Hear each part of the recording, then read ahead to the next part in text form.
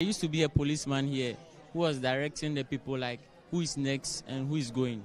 But right now we can't find him. So people are just joining the line just like that, which is delaying us a lot. And then they are saying the system is down. But yet no one has come here officially to tell us this is what is going on. So we don't know what is going on, and we are sitting and we are waiting for them. And they have to come and tell us the system is down, so we should wait or something. But no one is talking to us. So it makes it really frustrating. Currently, are you in school? And are you in school at the moment? Yes, I'm in school at the moment. So are you? I took Ezia to come and register for the voters ID. But I came here yesterday, the same thing. And from the morning I came to the evening, I couldn't register the voters ID. So I'm hoping today everything will run smoothly so that I can just register and go back to school.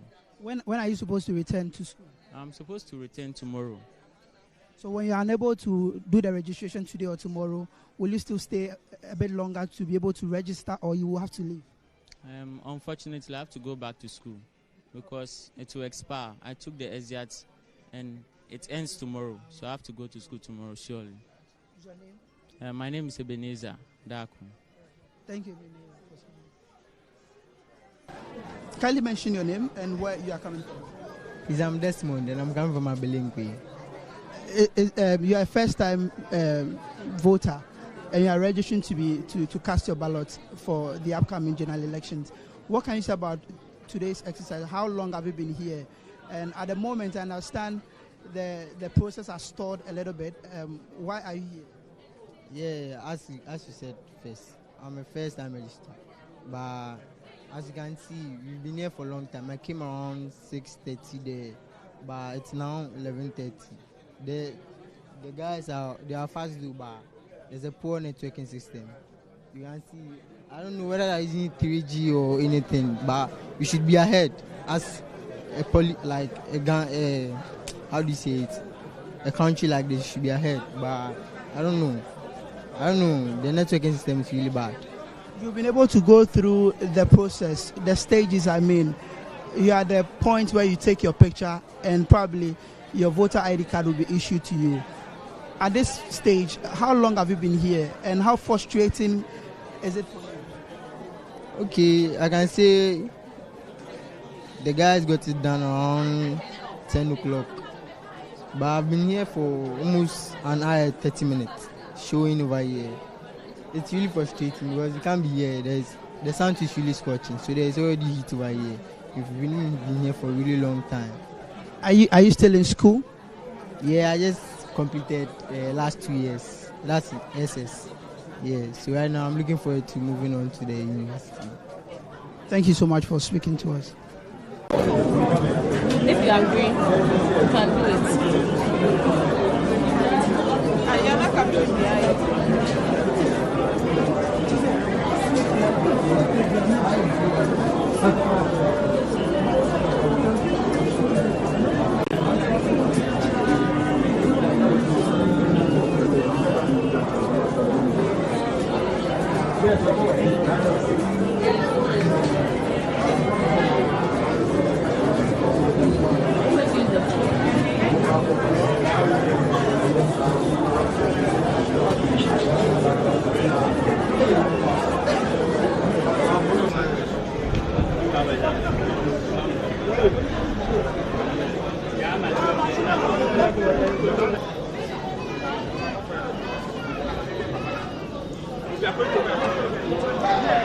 And your designation?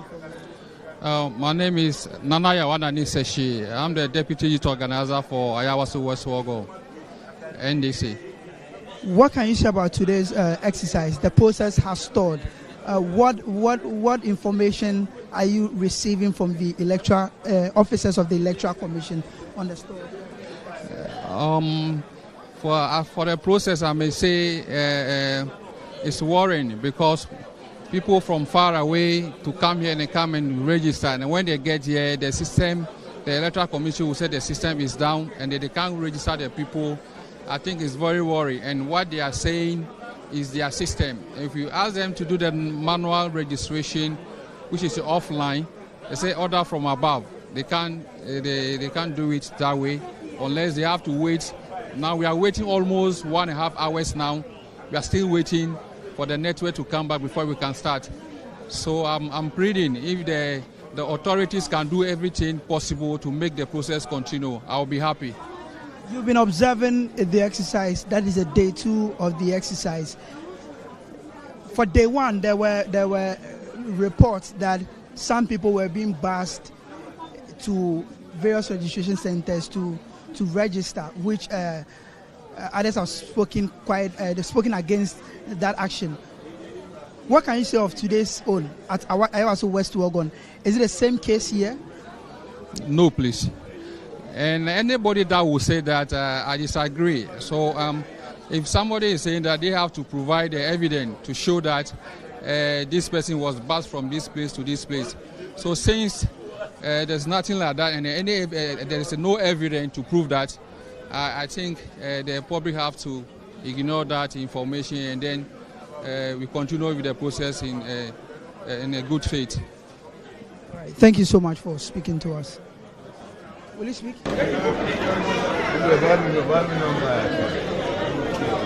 Something you said a little earlier on about freedom of expression. So I want to ask you about what is happening in your country and homosexuality, for example, which I believe is illegal and it's punishable. I mean, why is homosexuality still illegal in your country?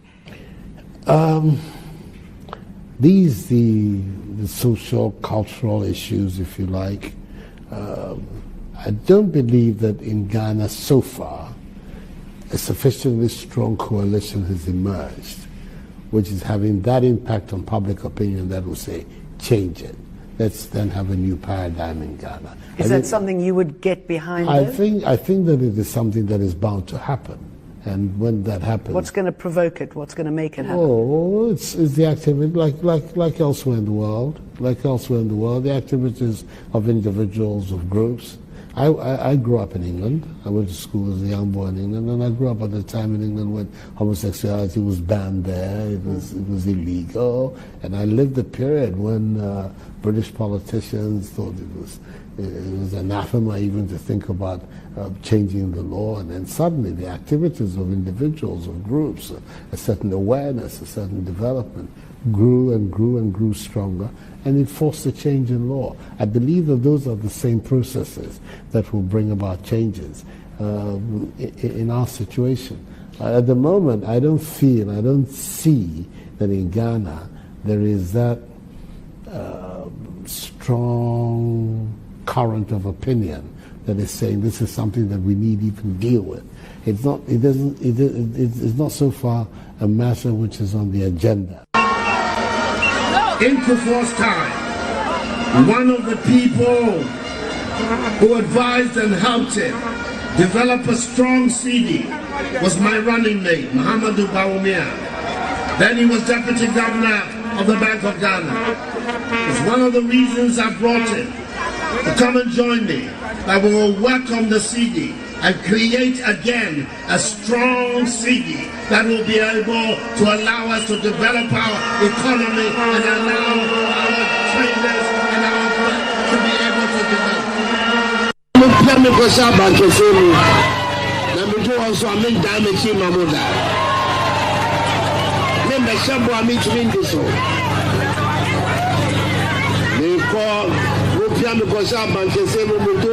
the Babati petrol, so we do also another petrol, and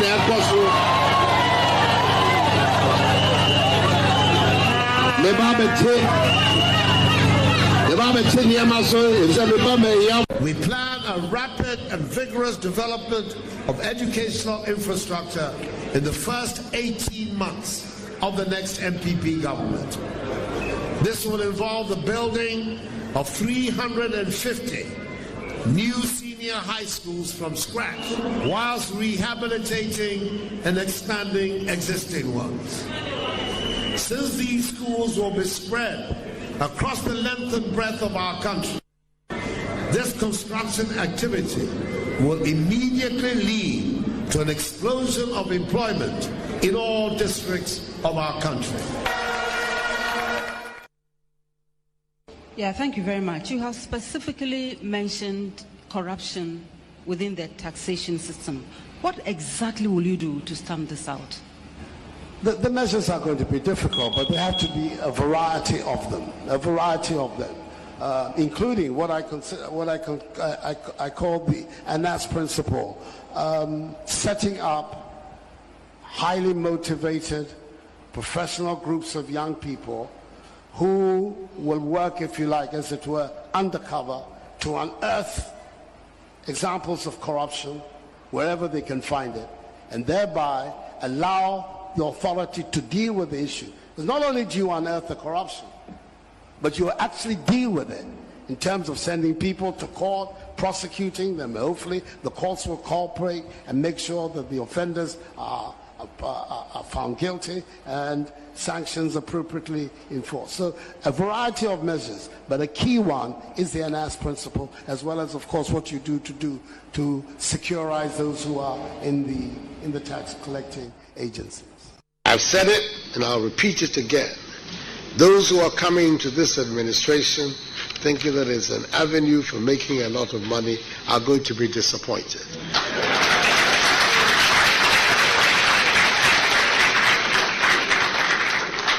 They better go to the private sector. That is where people make money, not in government. Now, baby, your man do say, bra Ghana for air bre.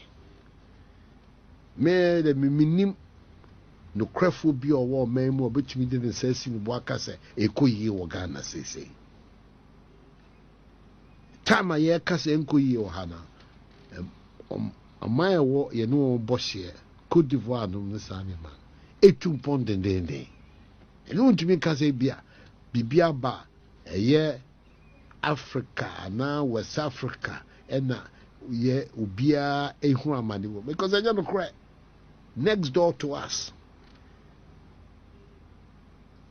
mamu aba wo ho no ni wo sika samo ahoden abamu no ntino French Africa Kofu Demrika Eko Côte d'Ivoire si ekwa kopa adwuma ye wo na ye de no Ghana fo nyina ho kire wo Ghana fo ehu amane wenu maba ya be say yesika sam si na ya hata awodi ndi enim anu ti na woni ejija no ye nya ho faso wonu sika ko se kuma bi mu so a unya ho faso because sikano emunyedu na no ne adwuma kese a ye ba be ye ye ba be tse no ne di ye silia emu odu na wani di twa no wo nya ho faso wo de be se bi mo fa wo nya ho faso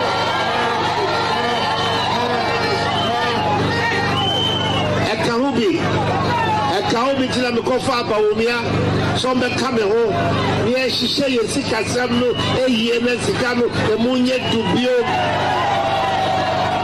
let me the adwuma ne ahoto so abagana na fenso no ekufiolo me na ye sha se ba kakra atokujo no ye MP wo me man be ye minister or be deputy minister. Maybe teacher say when you say a namson so be sha say bibi amamo akufi na actually election for by no free hall na no nyina ka ho bi na kakra mitu akasa me ni kakra so free man kan no kra na nya ba yes so mobe matide mo kan yeah, I feel so. Something I feel as I said. No, I could see I feel maybe see, very dear. Now, all the others matter. What's it?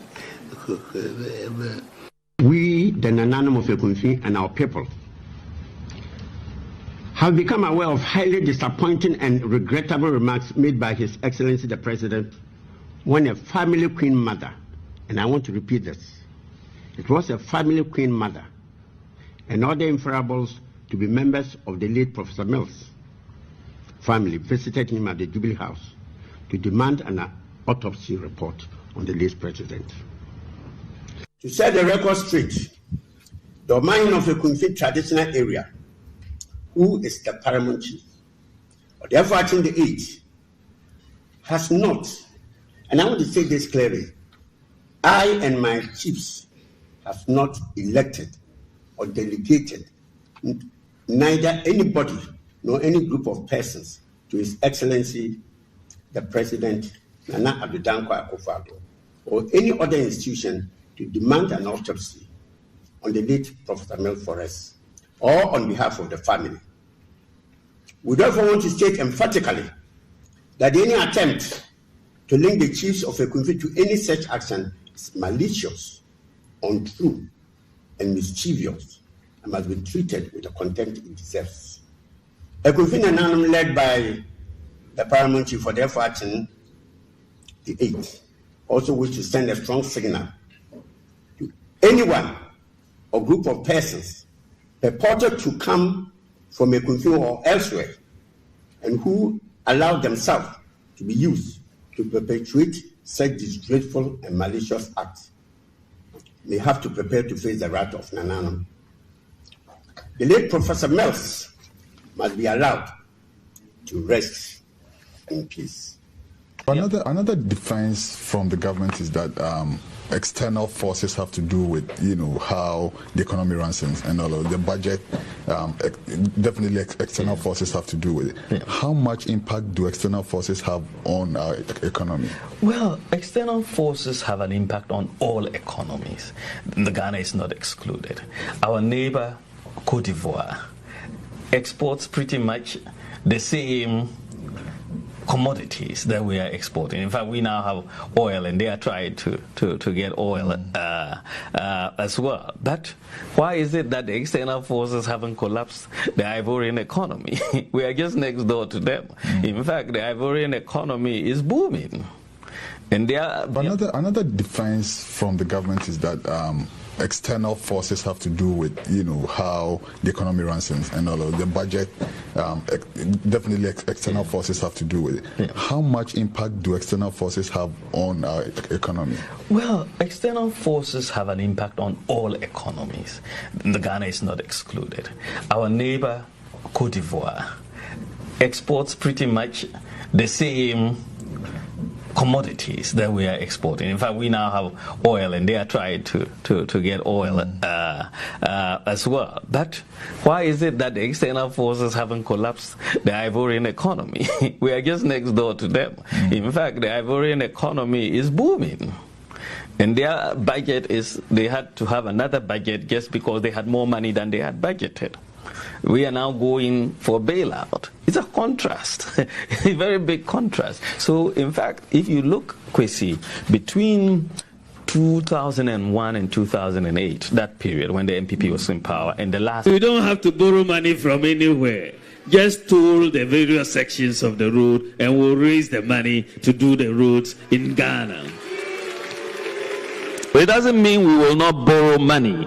It only means that we are going to borrow responsibly and not recklessly. No government can say they won't borrow money. That is ridiculous. So far, the commitments that we received in China before leaving amounted to a total of $15 billion.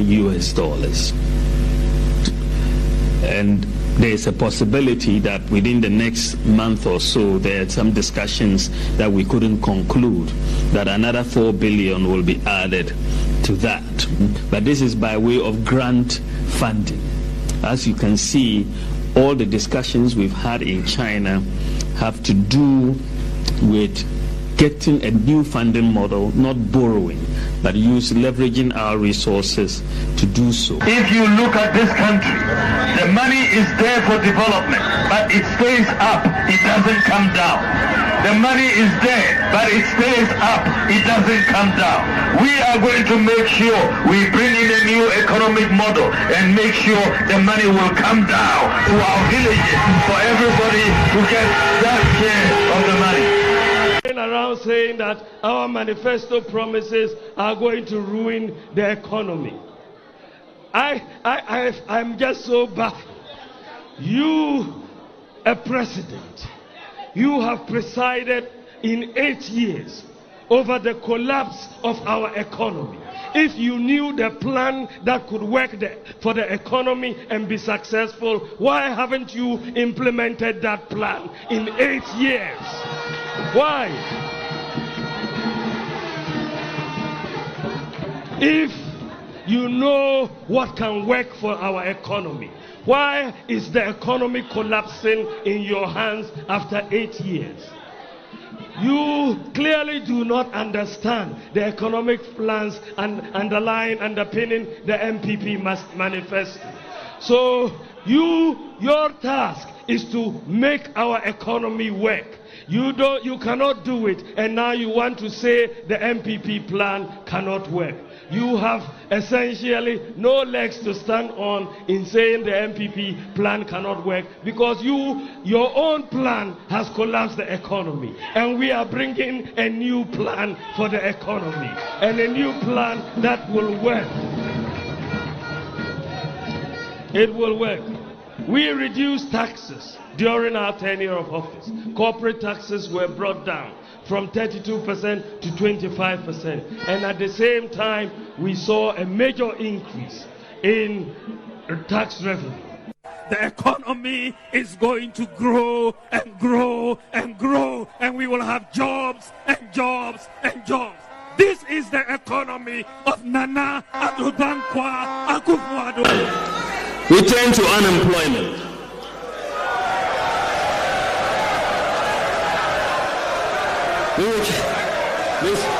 Mr. Chairman, the net result of the economic policies of the John Mahama government is that the resulting declining growth of the economy is the unprecedented joblessness that afflicts our people today, and the apparent inability of government to find an urgent remedy to boost and produce the jobs we urgently need.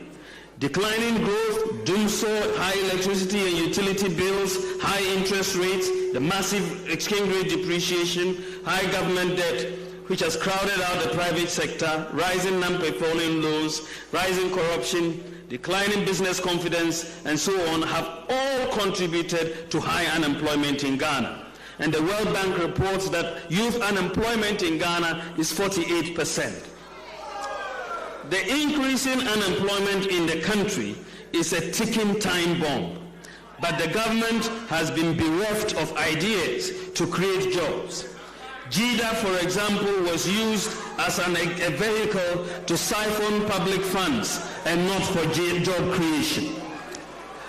Mr. Chairman, as we approach an election year, the government has been trying to find explanation for this dismal economic performance. So we have now seen an engagement in a search for excuses. Mr. Chairman, rather than admitting its culpability for the dire situation of this economy, President John Mahama and the NDC government have resorted to providing various excuses for their failure. The excuses include the following.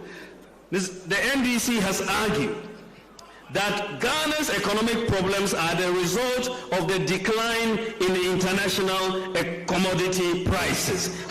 What is the difference between the ordinary thief and a political thief? Number one, the ordinary thief steals your money, your bag, your watch, and your jewelry, isn't it? But the political thief steals your future, your career, your education, your health, and your business.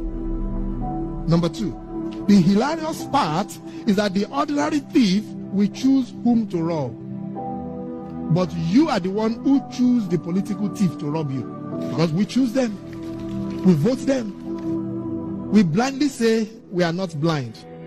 Who is deceiving who? The ridiculous part of the whole issue is that we will fight to defend and protect our belongings from the ordinary thief. Is it not? But we fight each other to defend and protect the political thief. Is that not what we do?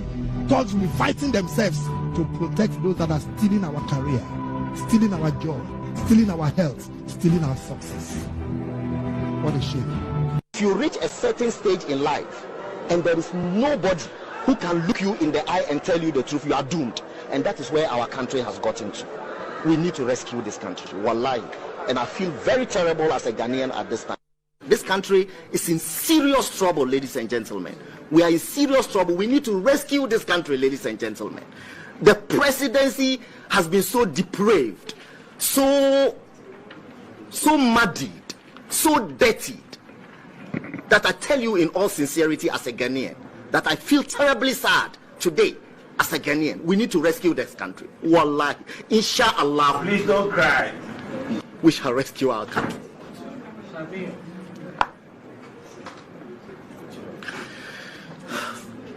Government is broke, government is broke. The people are spending billions to go inside the government that is broke.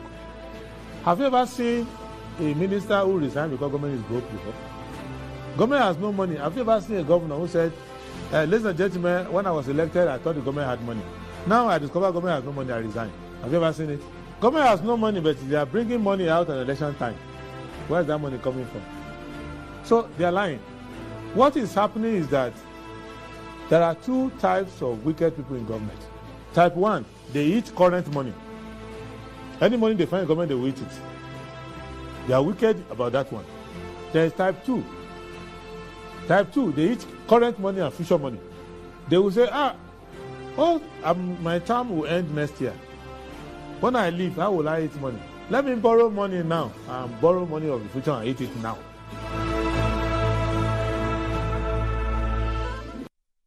Right, hello, good morning and welcome to the show. This is Good Morning Ghana live on Metro TV. It's the Thursday, the 9th day of May, 2024. By His grace, we're alive and we're here. We're at another edition of the show. Our gratitude to go to the Most High God for the rare privilege of being alive and, of course, the opportunity of having another conversation around the top stories making rounds here in our dear Republic. I'll let you into our panel for the morning's conversation shortly. But let's take a look at the front pages of our newspapers. Daily Graphic. Legal challenge to LGBTQ plus bill. Supreme Court demands fresh documents. Climate change, Galamsey remain greatest threats to cocoa production. Panelists. Repose confidence in EC. Commission response to registration slip error.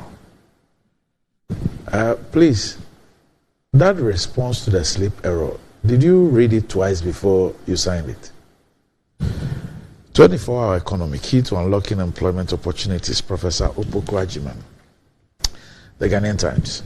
Religion-based campaign threat to democracy. NCC expresses worry. ADB presents 1 million Ghana cedis check to 2023 National Best Farmer. Anti-LGBTQ motion. Supreme Court grants plaintiff leave to amend reliefs. Extend limited voters registration. Professor Opoku Agyeman. Expedite payment of cross-border motor insurance claims to promote sub-regional trade. Daily Guide. Mahama fires back at Nana. Freddie Blay extols Otumfuo. No cause for alarm. EC.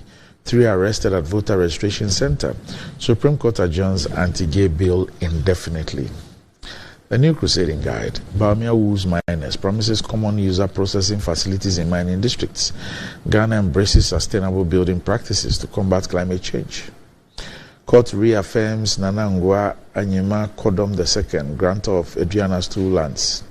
Fast-track reconstruction of GTFCL to open market for made-in-Ghana goods. Emilia Arthur. 2 nabbed over attempts to smuggle 130 bags of cocoa beans to Togo. And coming up, high Lebanese scammed a Ghanaian businessman of $30,000, fails to install domestic elevator at Rasako West and goes into hiding.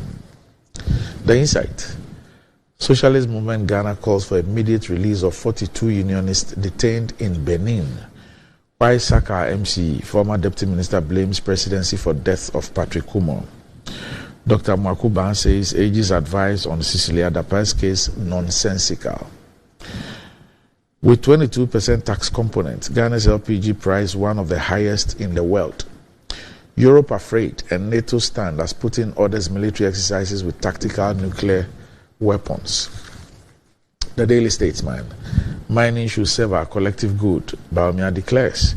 Presidency response to Media Foundation for West Africa of audit report.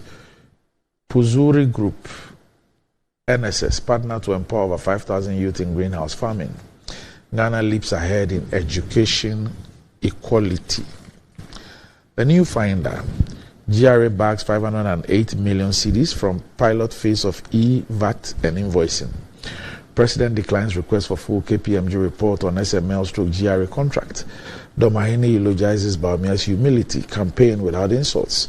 Supreme Court directs plaintiff in LGBTQ plus bill suit to file fresh motion. Daily Post. I will not protect your legacy of corruption and arrogance, Mahama replies Akufo-Addo.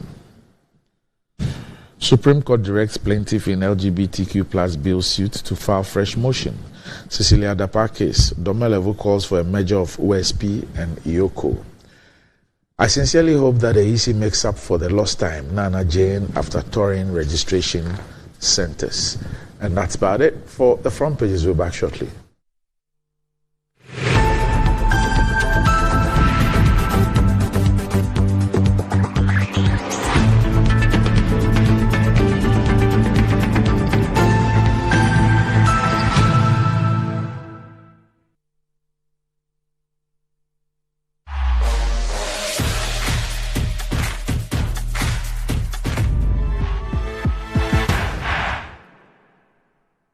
Fortune Rice, it's me emu ediane biara. Yansio kakre bipe, emu no nkikamu. Na ne hwam ne dedie. Delicious. Said your mom etie no pepepe. Ye the Fortune emopa abedwaso. Ghana mo a ede. Ma emu ediane nyina. FDA aje ejedi nkratoa yatum. Welcome to Helcom. In today's modern world, stairs are a challenge, especially for our elderly and those with health concerns. Navigating them can be difficult and even dangerous, but there's a safer way to move vertically. Lifts and Elevators Limited Company, your answer to a more accessible and secure vertical transportation. Our elevators and escalators, including top-of-the-line pneumatic vacuum elevators, Fuji elevators and escalators, offer a safer and more convenient alternative, eliminating the risks of stairs and enhancing accessibility for homes, businesses, and hospitals. Choose safety and convenience with Lifts and Elevators Limited Company. Elevate your spaces today. For more information, visit our website at www.elevatorsgh.org or call now on 0200-535-515. Lifts and Elevators Limited Company, the elevator people.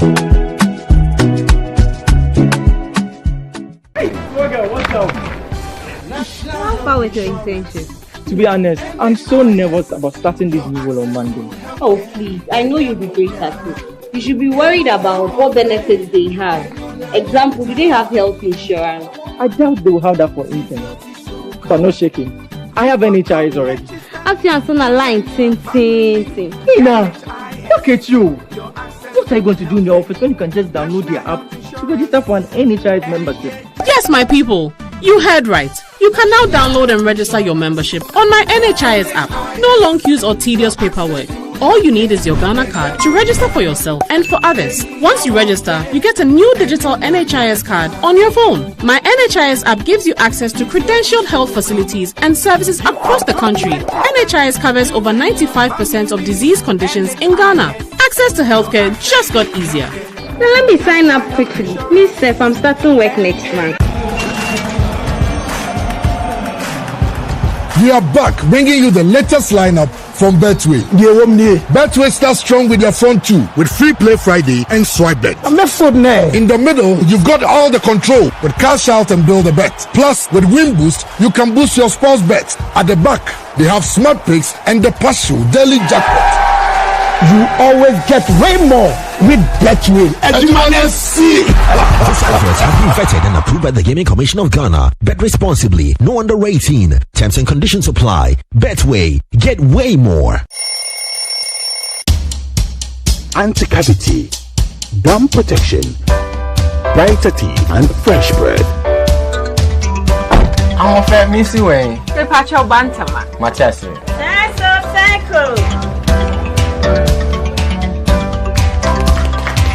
Her smile, the fresh breath. Me, Gidi said we use Cal 360 toothpaste.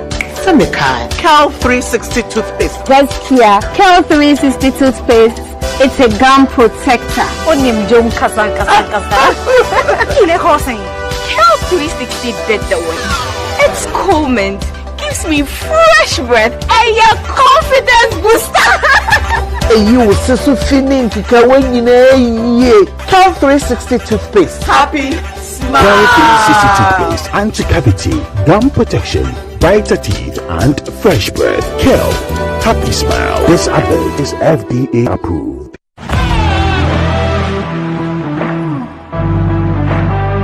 The biggest car center in Ghana, offering unparalleled round-the-clock service in autos and accessories.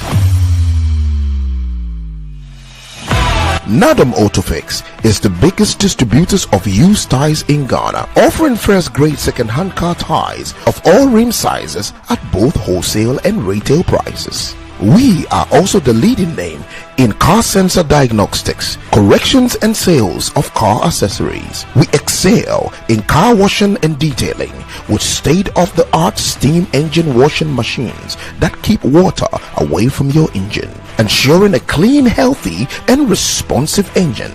Nadam Autofix, the first name in servicing, car accessories and car washing. Visit us today and experience the world of class difference. Find us today at Asoridaho, directly opposite Dansoman KFC and the Shell filling station.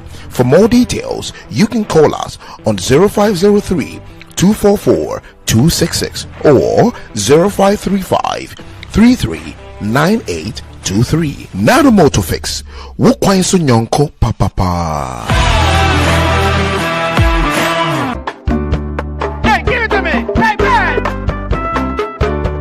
Stop!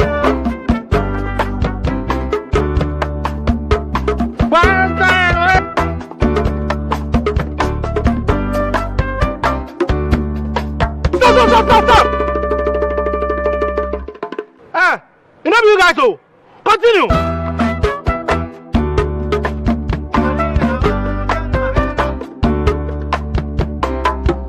Prepare yourself to unleash even more moolah by staking from 1 Ghana cedi to 350 Ghana cedis, and you could win 26 times your stake on the exciting new Pick 1 game from Game Park. Play by dialing *946# on all networks via our website or download the Game Park app on www.gameparkgames.com. Choose your Pick 1 number from 1 to 36. Place your stake and watch our live draws on Adum TV at 9 a.m., 12 p.m. and 6 p.m. daily. Hey, live life like me with Game Park.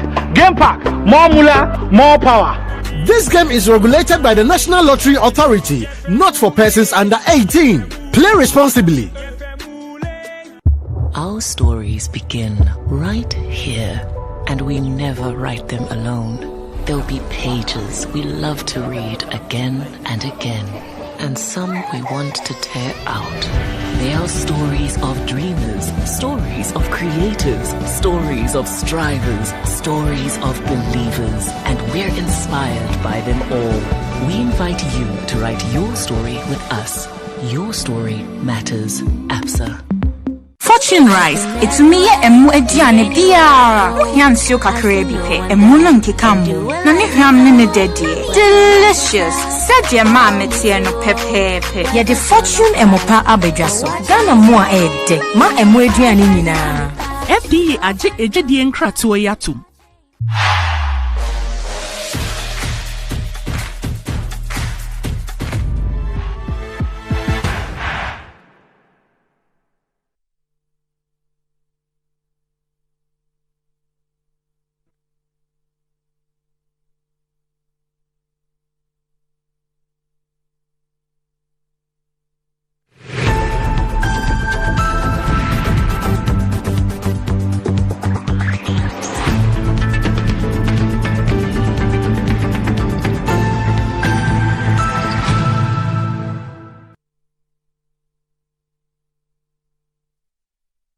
Right, welcome back to the show. If you just joined us, this is Good Morning Ghana live on Metro TV.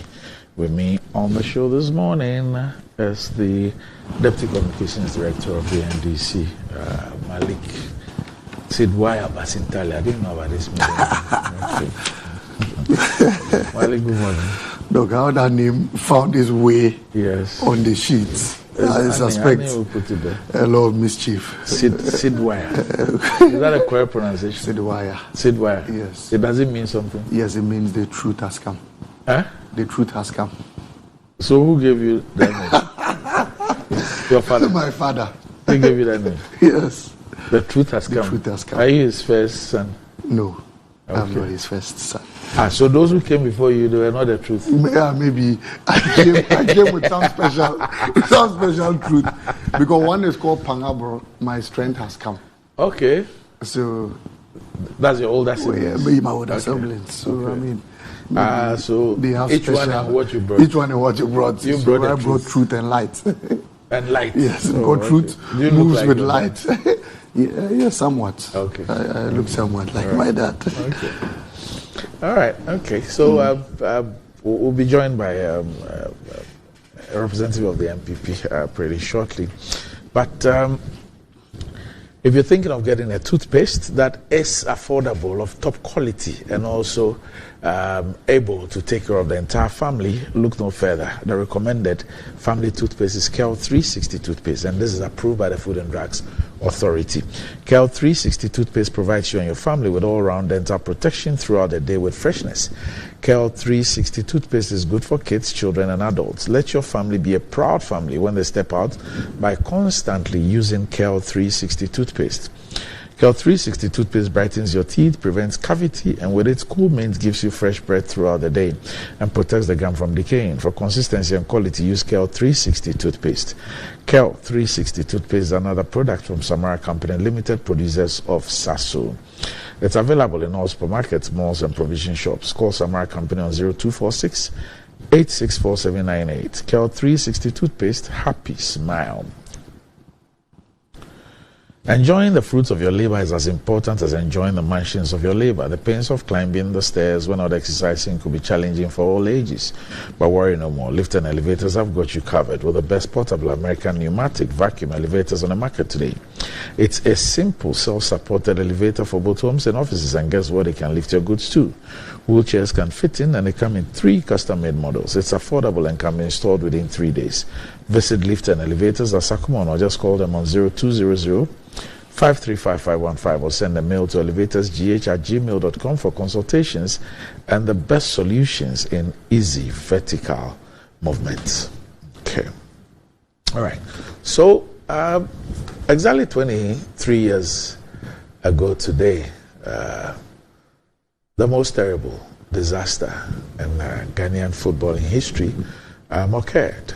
9th of May 2001 at the Ohenijan Sports Stadium in a game between Accra Hearts of Oak and Kumasi Asante Kotoko. 127 people lost their lives, and this 127 include friends and family members of many of us.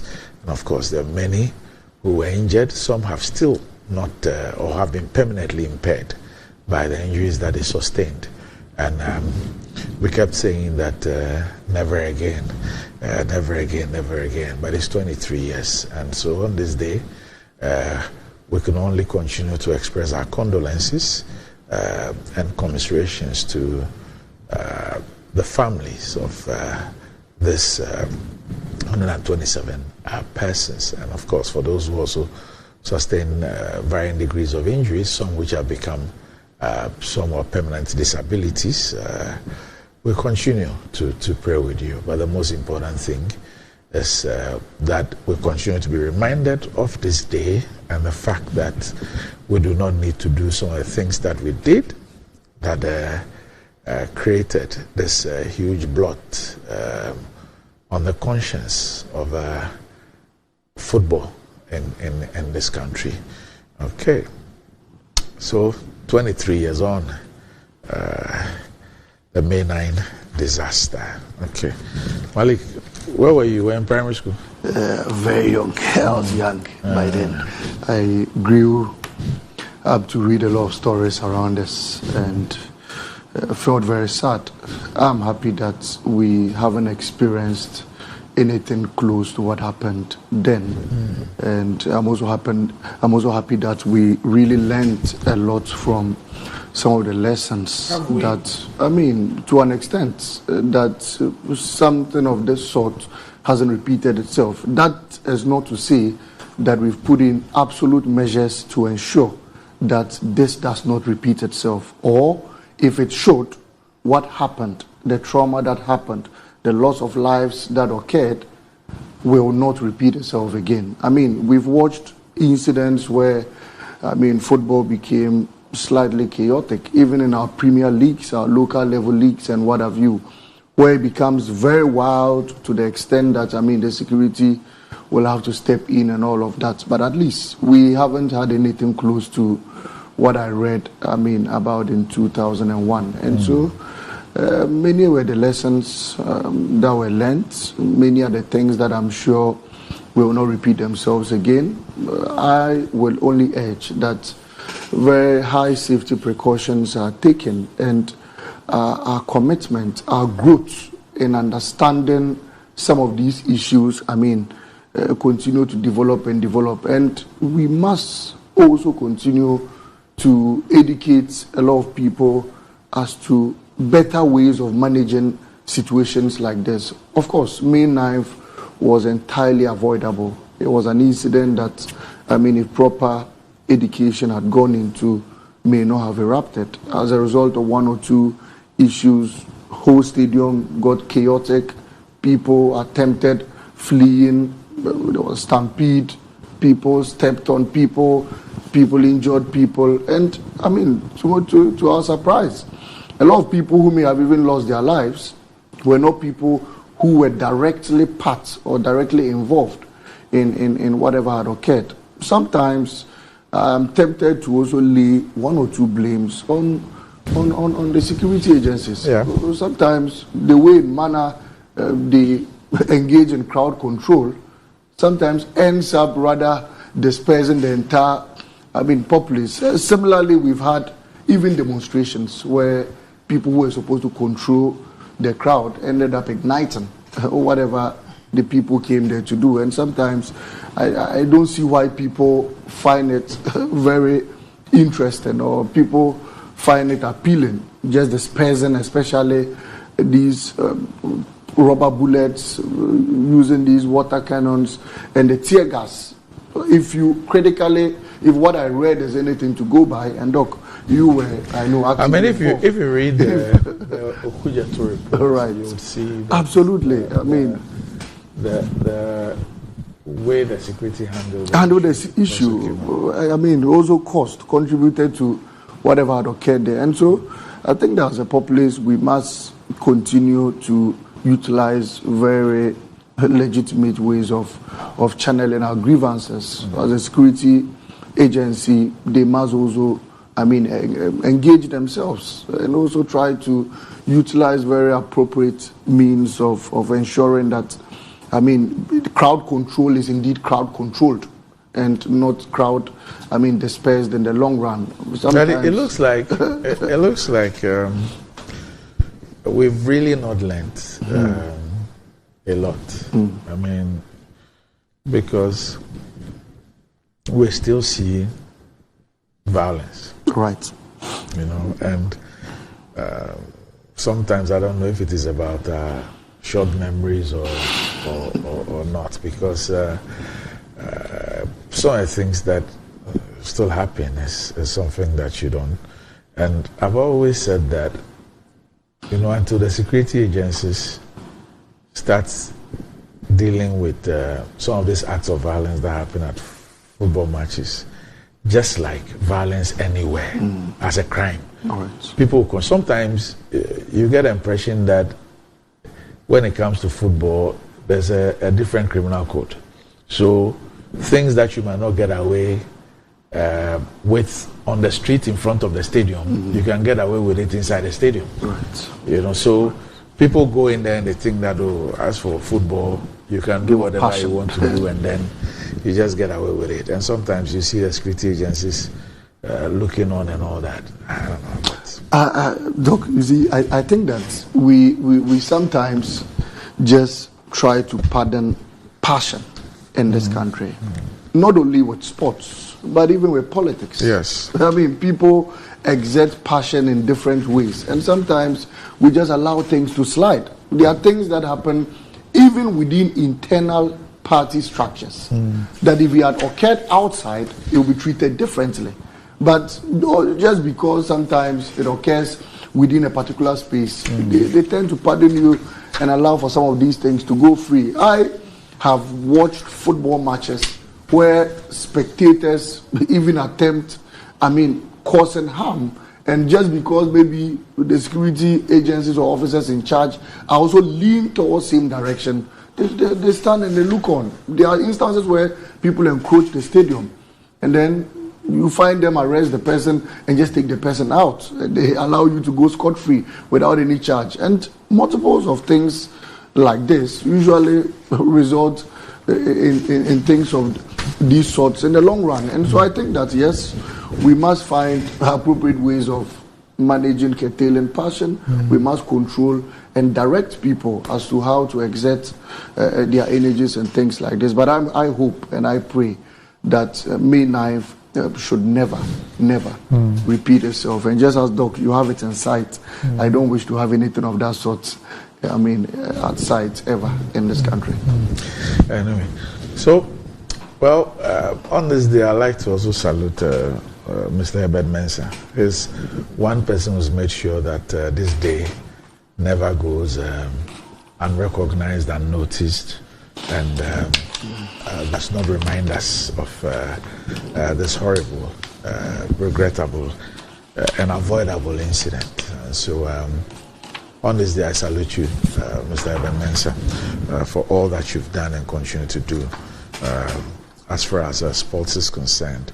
And of course, this particular event, May 9. Okay. So your party is holding a presser today, right? About the assembly, the limited registration exercise. Day one, we all witnessed what happened. The EC issued a statement and said, "Look, by midday, the issues had been resolved. There were network issues and all that." However, yesterday there was another statement from the EC. Okay, let me just hold on to this. There was an issue that I wanted to discuss. This has to do with the SML KPMG report. Okay, that we all know that background to this story is that the Fourth Estate came up with an expose, an investigative material as far as the SML deal with the GRA was concerned. The president asked KPMG to audit it and then present a report. The report was presented to the president. The president issued a statement, and in that statement they told us about some findings that were made by KPMG, and then they also told us some recommendations made by KPMG, and then the president accepting these recommendations and what the president is directing the GRA to do. However, there's a lot of talk about the report itself. That look, the report ought to be made public for all of us to actually see that report and read same. Now, those who came up with the Media Foundation for West Africa and some others now wrote to the president, pursuant to Section 18 of the Right to Information Act 2019, Act 989, for a copy of the full KPMG report on a revenue assurance contract between the GRA and Strategic Mobilization Limited, as commissioned by the president.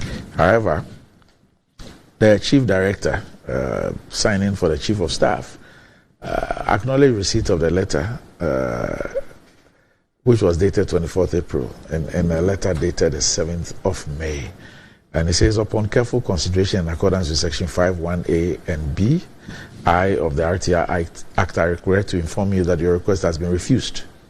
Section 5(1)(a) and (b) I states that information prepared for or submitted to the President or Vice President containing opinions, advice, deliberations, recommendations, minutes or consultations is exempt from disclosure, and that disclosure of such information would compromise the integrity of the deliberative process by revealing the thought process, considerations and influence on decision-making reserved for the highest offices of the land. The full KPMG audit report comprises opinions, advice, deliberations, or recommendations that are integral to the President's deliberative process and therefore qualifies as exempt information under Section 5(1)(a) and (b)(i). Understanding the public interest in the GRASML contract, the President has published the principal findings and recommendations of a KPMG report in a detailed press statement issued by the Office of the President on 24th of April 2024. Thus, the public remains informed while respecting the statutory restrictions on specific disclosures. Please accept the President's best wishes. And it is to Mr. Suleiman Brahima, Executive Director, Media Foundation for West Africa. So we have Mr. Suleiman Brahima joining us here for his thoughts on the response to his request. Good morning, Suleiman. Good morning, Doc. How are you doing? I'm doing well. Thank you for having me. Now, I'm sure that you have received this letter that I just read, which is also on our screens. Yes. Okay. Are you satisfied? Absolutely not. Except that perhaps it confirms an initial conviction that there was more to the KPMG report than the President wanted the public to know. And I was hoping that, given that the President has always espoused his credentials in terms of transparency and accountability based on the passage of the RTI Act, his office would have been the foremost office to basically comply with the tenets of the Act. But unfortunately, they have decided to misinterpret the exempt provisions relating to communications to the President to ground their denial or their refusal of the request on that misinterpretation of that section. Now, Suleiman, yes. On what basis do you describe the Presidency's reliance on sections 5(1)(a) and (b)(i) of the Act as a misinterpretation of the law? Well, so I think that what you read from the President's letter, they perhaps intentionally left out certain words which are very, very relevant. So if you read the section 5 itself, the one that they are making reference to, it talks about exempt information. And it says information that is submitted or documents that are prepared for the President or Vice President for consideration. So you see, in their letter, they did not bring up those words, for consideration. Or if those documents would affect the deliberative processes or reveal the opinion or reveal recommendations or reveal the thought processes, or if it is information that would, the disclosure of which would have national security implications and so on and so forth. We are not talking about a situation where one has heard that, KPMG has submitted the report to the President. Remember that when the President initially commissioned KPMG, the President gave them 2 weeks. Later, we were told that the President has extended the period. Then when KPMG submitted the report, we were told. All that while, one knew that it was not going to be possible to request at that point when the President had not made a decision, when the President had not communicated his decision to the public. But as soon as the President communicated his decision, not only did he say he accepts the recommendations of KPMG, not only did he tell us some of the recommendations that were made, and not only did he give directives on the basis of the report. So if the President accepted the report, the recommendations and then gave directives, then you ask yourself, what again are they talking about when they talk about the opinions expressed in that report? Or when they talk about the deliberative processes of the president? Is the president now going to invite KPMG or invite SML or invite GRA to deliberate on the report?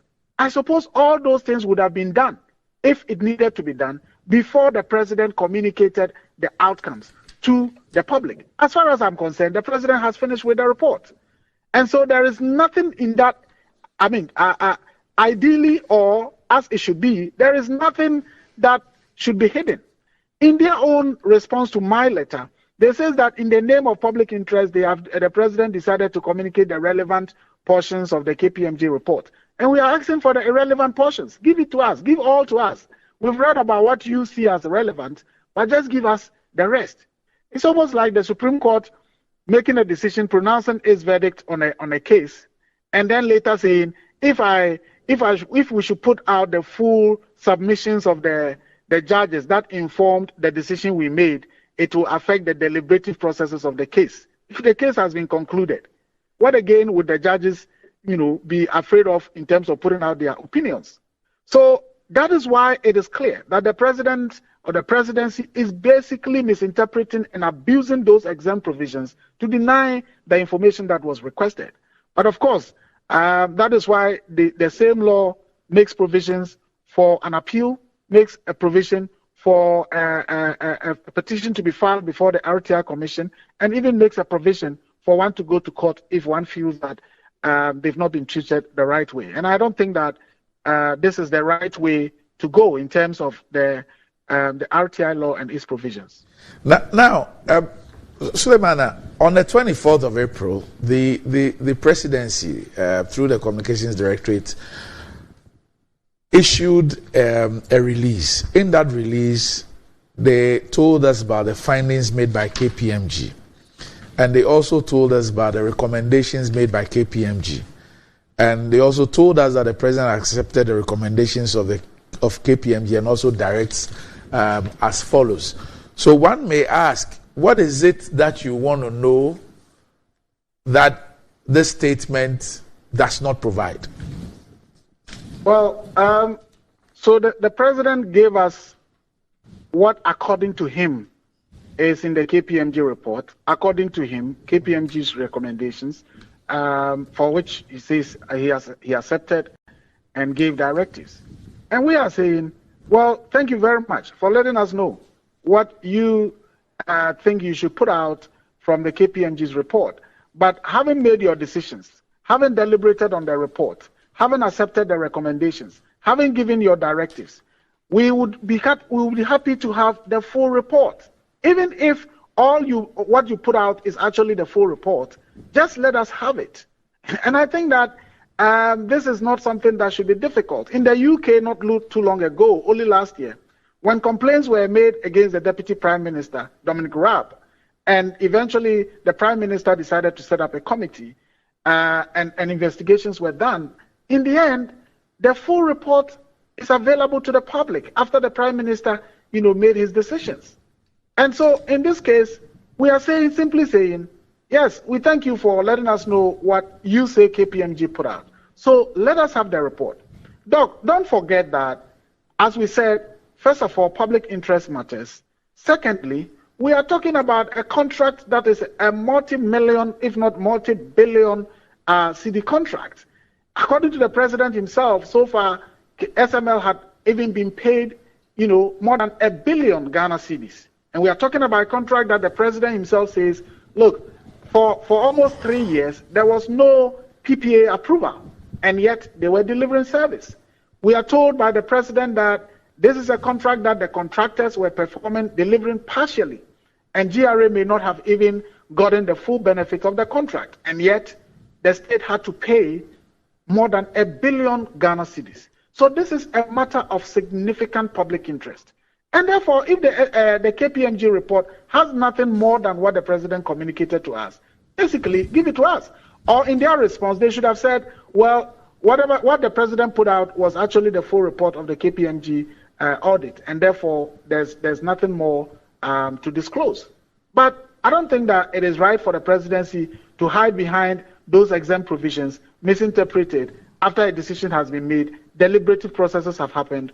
The president has told us the recommendations and the opinions expressed by KPMG, and then turn around to say that, if we release the report, it would affect the deliberative processes of the president. It will reveal opinions made by KPMG. It will reveal recommendations made by KPMG. What are those recommendations beyond what the president communicated that the public shouldn't know? I think that is a matter of public interest. It's about our money. It's about our resources. And so I really can't understand why they think that they can hide behind those exempt provisions to deny the full disclosure of the KPMG report. It's absolutely not right. And I just hope that the next steps that will be taken would ensure that the presidency is directed to release the full report to the public. The JIDA report, we remember, 2013, it was MPP at that time that was clamoring that no, this report has to be put out. Eventually, it was put out. And at that time, we didn't even have the right to information law. And now we have a right to information law and a report that the president has already made his decisions on, communicated those decisions to the public, and then we are being told that if it is released, it will affect the deliberative processes of the president. And it will reveal recommendations and opinions expressed by KPMG. So one can only conclude that there is more to the report than we were told by the president. And I think it is important that as Ghanaians, we demand to know what is in that report. If there is nothing to hide, the presidency should just give it out or publish it. Otherwise, there's more to it, and we need to know because it is about money. And as you would have seen the other time, the processes for renegotiation and so on have already started. Unfortunately, the majority leader was even in parliament basically saying some of the things that the president even put out, were not tenable. That it is not a contract that actually requires parliamentary approval, as the president had communicated. And so this is a matter that we cannot just treat with kid gloves. We need to have the full disclosure, have the full report, so that we will all be satisfied that, okay, what KPMG said is indeed what the president has put out, and the directives of the president is something that is of national interest. All right. So Suleiman, I need you to clarify something for me as we move on. Is there a relationship between the Media Foundation for West Africa and the Fourth Estate? So Randy, I think this is important. The Fourth Estate is just a project. It is not an organization. It is not a media organization. It is a project that is being implemented by the Media Foundation for West Africa. Okay. So indeed, when we did the SML report, SML had actually gone to court. And initially what they did was to sue Manasseh as the editor and the Fourth Estate. And so we made them aware through our lawyers that, look, there is nothing, an organization called Fourth Estate. The Fourth Estate is not a body corporate. It cannot sue and be sued. They challenged it, went combing at the Registrar General's Department and so on until they got to the realization that what they were being told is the truth. And so in court, they had to withdraw, and the court actually awarded a cost against them, against SML. And now, perhaps, I'm just hoping that, as they told the court, they will do the needful, the right thing, by suing Media Foundation, which is the organization implementing the Fourth Estate. So the Fourth Estate is not an organization. It's just a project of the Media Foundation for West Africa. All right. So all staff on the Fourth Estate are Media Foundation staff. Okay. So the editor of the Fourth Estate had this to write on Facebook. That's Manasseh Azuri-Awuni. Says, even when we did not have the right to information law, President John Mahama released the white paper and released the full JIDA report as well. The Akufo-Addo-led opposition NPP was the loudest in asking President Mahama to release that report, which was also a subject of my investigation in 2013. What is Akufo-Addo hiding from us? The SML deal stinks. If they think hiding the KPMG report will make us forget the SML scandal, they should think again. The SML scandal will not die, and those behind in the past and in the future will face justice, no matter how long it takes. Manasseh sounds frustrated. Well, I mean, absolutely. He's right in being frustrated, and I don't really know of any patriotic citizen who would not be frustrated by this SML deal, because I mean, as the president's communications itself revealed, this is a contract that until 2023 never had a PPA approval, and yet was awarded, contracts in millions of cedis. Initially, they sought PPA approval on 3 different occasions, and PPA refused. Because remember, this is a company that doesn't have any background in what they are doing, and yet the GRA was seeking to award them a single source contract. This is an offshoot of a timber company, a company that was doing, a timber merchant who just established this. And again, remember, the MD of SML, Mr. Christian Soti, until his engagement with SML, was a technical advisor to the GRA commissioner. So you are a technical advisor to the GRA commissioner, then a company is set up, you move there, and then you get a contract with GRA without even a PPA approval.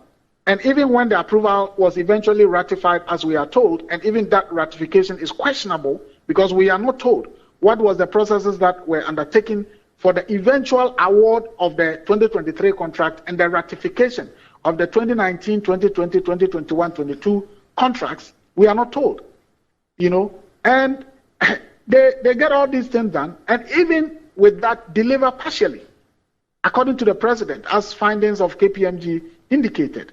They claim they have saved the nation some over 3 billion Ghana cedis. The KPMG audit, as communicated to us by the president, says that is not true. They've not saved the country the 3 billion that they are talking about. And so I think that every patriotic citizen must be frustrated about this KPMG deal, because we paid them over 1 billion Ghana cedis. For what? For partial services, as the president's communication indicated. More than 1 billion in a country where kids are still sitting under trees, kids are sitting without furniture, in a country where people are drinking the same, water with animals because of lack of potable water, and then we give away billions just like that. And on top of that, they even expanded it to include upstream petroleum resources and mineral, resources. So you ask yourself, what kind of deal? And I trust when Bright Simon says that this was Ajapa repackaged, Ajapa in a different dress, to just milk the nation. And so we should all be concerned, we should all be frustrated about it. And as I said, we should insist that the president should give us the report if there is nothing to hide. If the president wants us to believe that there's nothing to hide, he should just release the report, as was done in the case of Jida, as Manasseh has pointed out. So what is President Akufo-Addo hiding? You've made your decisions. You've deliberated on the report, made your decisions, put the whatever you wanted to put out there. So what is there? What is there to hide? He says the relevant portions. Give us the irrelevant portions for us to, read and understand whatever KPMG's findings that you think were not necessary to communicate to the public were. So I think that we should all demand. Yes, it's understandable why Manasseh will be frustrated, because doing these kinds of work is not easy. Only for somebody to use his power to, abuse the laws and processes and say, look, we won't disclose it. I don't think that it is right. We cannot develop the country, with these kinds of practices. So Suleiman, I'm getting messages from people who are quite conversant with audits, and the theme of their submissions basically is that an audit is simply a fact-finding mission. So what is there to redact? What is there to keep away? What is there to keep away from the public, especially when the issue is a public interest story? People simply can't connect a fact-finding, an audit, to something that has implications that ought to be kept away from the public. People are strenuously trying to find any plausible reason why an audit report can be classified as something that ought to be exempt. Well, I guess the only possible reason would be that there's more than the president communicated to us. And I strongly believe that there is more than the president communicated to us. Because that contract, look, if President Akufo-Addo, in communicating the audit findings, would go as far as telling us, on 3 different occasions there were no PPA approval, and yet they granted them a contract through the back door by giving them a subcontract through West Blue, at the Tema Port. And as soon as the West Blue contract ended, they then granted them the full contract with expanded services and so on and so forth. I mean, these are very, very indicting. And I didn't even expect the president to say the contract must be renegotiated, blah, blah, blah. I was expecting the president to say, look, on the basis of these procurement infractions, people should be investigated and possibly prosecuted. That is, for me, what is accountable leadership. And not that you flag all these procurement illegalities and so on and so forth. And when you end, you say that GRA should renegotiate the part of the contract with the same group, the same GRA that had indulged itself in these procurement malpractices, awarded contracts without procurement approval. You say they should go ahead. Nobody is facing consequences for the breaches. Is that the kind of leadership that we want? And I would say no. This is not accountability. This is endorsing impunity, on the part of the president. So people commit legal infractions, they go against the law, and nothing happens. What happens is you just say, well, the contract, go back and renegotiate it, and all the infractions that had happened, it doesn't matter. And I believe that is why the people are also expressing these views. It's an audit report. Put it out there. Let us know. The Auditor General, what he does is annual report. They put it out there. We all know. Nobody was demanding that you put it out before you look at it. You have looked at it. You've told us what the recommendations were, the ones that you want to tell us. You've told us, about your directives on the basis of the recommendations. You said you have accepted it. If you have accepted it, put it out and let's all see what the full report says. Why? What is there? What is there that the president doesn't want the people to know? I think that it's legitimate that people will be frustrated and say, but it's just an audit report. Let us have it and read it by ourselves. I think when the Supreme Court made the 2012 election decision, and basically in 5 minutes they finished, everybody was looking forward to what the full details of the opinions are, so that people will read it. Not because on the basis of that people would say, okay, what the court did was invalid. So yes, the president has made his decisions, but let us see it. Let us see the full report. Unless there's something to hide. So what's the next step? As Manasseh is saying, I'm sure that whatever be the case, the KPMG report will come out one day, and we would all see what the truth is. What will be your next step? Well, I mean, the RTI Act provides for different steps, an appeal to be made. We can file a petition with the RTI Commission. And then, of course, if we are still not satisfied, we can proceed to the High Court. And as I said, the presidency is really becoming quite notorious in terms of, going behind some of these provisions to decline the disclosure of information. This is the second time that information from our outfit is being denied. The first was the cost of the president's, chartered flights. And then we were told it's a national security matter. How is that a national security matter? Telling me that the president has spent 1 billion. How would that affect national security? Nobody is asking, tell us the chartered flight number for the president's travels. That was not what we were looking for. We said, how much has it cost the nation for the president's travels? And then we are told, no, that's exempt because it's national security matter. And then this one, we say, you have commissioned an audit report. You've communicated your decisions to us. Let us have the final report, the full report. Then you say, if I give it to you, it will affect the deliberative processes. What deliberative processes again? The president has made a decision. So it's just, you can't just understand why they are refusing to disclose it. But certainly we'll pursue the next steps and ensure that our rights are vindicated. All right. So Sulemana, let's move on to something. I saw your tweet yesterday, and I got a bit alarmed. And your tweet says that according to a Ghana Business News report, our government has procured multiple sophisticated surveillance and interception technologies from mainly Israeli companies to be able to listen to your calls and track your chats. This is a serious matter. And it came with some graphics on the mobile interception technologies purchased by Ghana from overseas companies. So you see these companies, about 8 of them. So I went to look at the Ghana Business News report, and they are actually referring to a research based on open source data, which is titled Mapping the Supply of Surveillance Technologies to Africa. And this is a country report on Ghana. And this was published by the Institute of Development Studies. And Tony Roberts is actually the editor of that research. And they say that Ghana has procured 5 kinds of surveillance technologies and all others. So they're talking about the capabilities include internet interception, mobile interception, social media monitoring, safe city public space surveillance technologies, and biometric digital ID technologies. And the Israeli companies are also named here. We're told that others have been sourced from US, Switzerland, Greece, Taiwan, and China.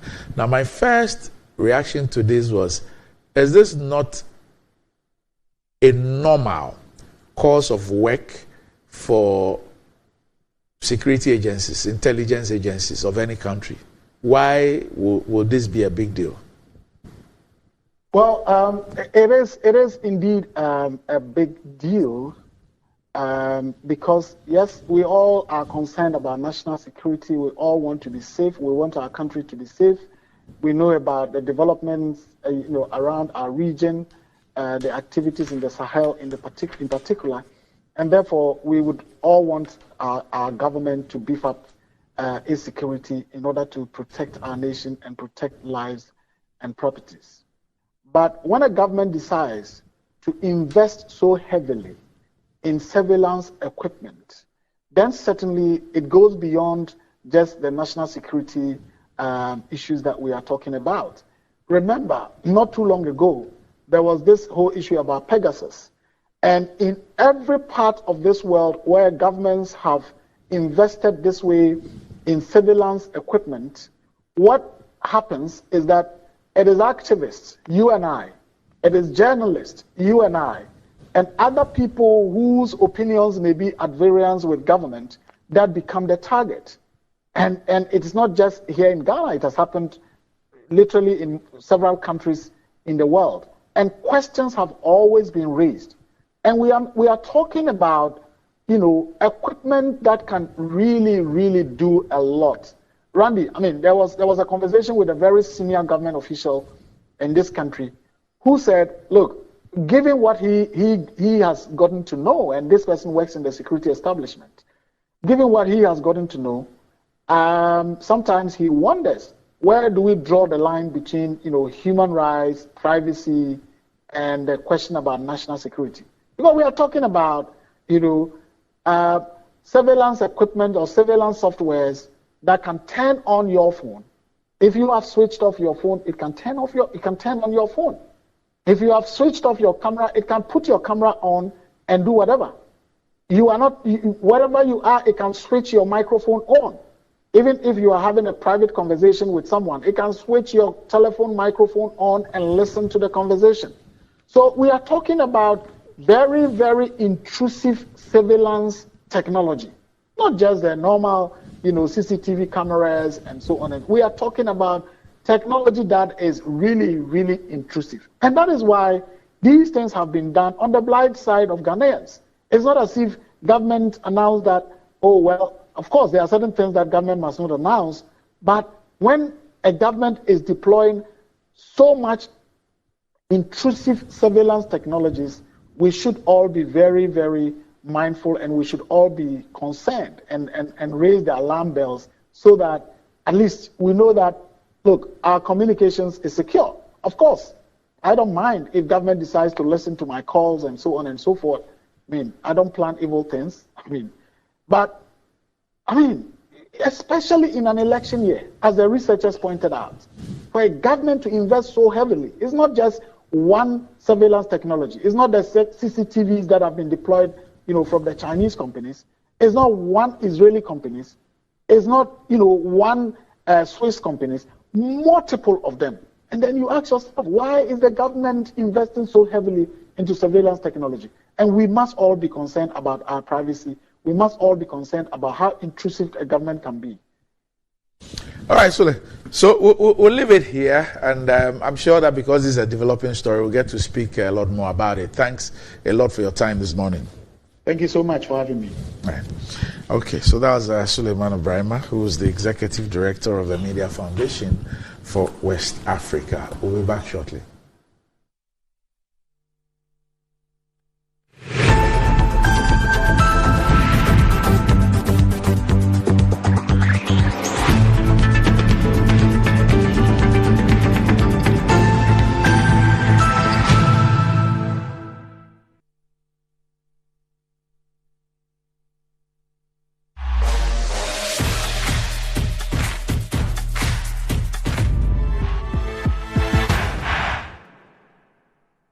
Fortune Rice, it's me emu ediane biara. Yansi kakre bi pe, emu no nkeka mu. Na ne hwam ne dedie. Delicious.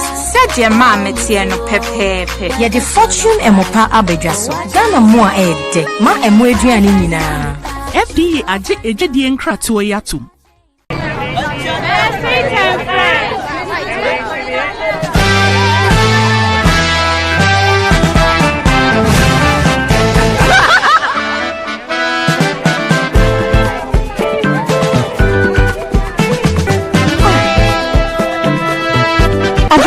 Vital has sachets and in different sizes too. You didn't know? These Vital sachets that we all use to fry our meat and fishes, to prepare our favorite meals, and to refill our empty original Vital bottles. Hey! Are you sure you are a fellow Ghanaian? Get your trusted Vital sachets today for affordability, convenience, and for the refilling of your original Vital bottle. Vital, you deserve a life of goodness. This advert is... We are back bringing you the latest lineup from Betway. Betway starts strong with their front two with Free Play Friday and Swipe Bet. In the middle, you've got all the control with Cash Out and Build a Bet. Plus, with Win Boost, you can boost your sports bet. At the back, they have Smart Picks and the Partial Daily Jackpot. You always get way more with Betway. This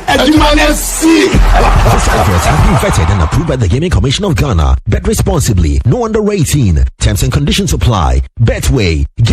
In today's modern world, stairs are a challenge, especially for our elderly and those with health concerns. Navigating them can be difficult and even dangerous, but there's a safer way to move vertically. Lifts and Elevators Limited Company, your answer to a more accessible and secure vertical transportation. Our elevators and escalators, including top-of-the-line pneumatic vacuum elevators, Fuji elevators and escalators, offer a safer and more convenient alternative, eliminating the risks of stairs and enhancing accessibility for homes, businesses, and hospitals. Choose safety and convenience with Lifts and Elevators Limited Company. Elevate your spaces today. For more information, visit our website at www.elevatorsgh.org or call now on 0200-535-515. Lifts and Elevators Limited Company, the elevator people.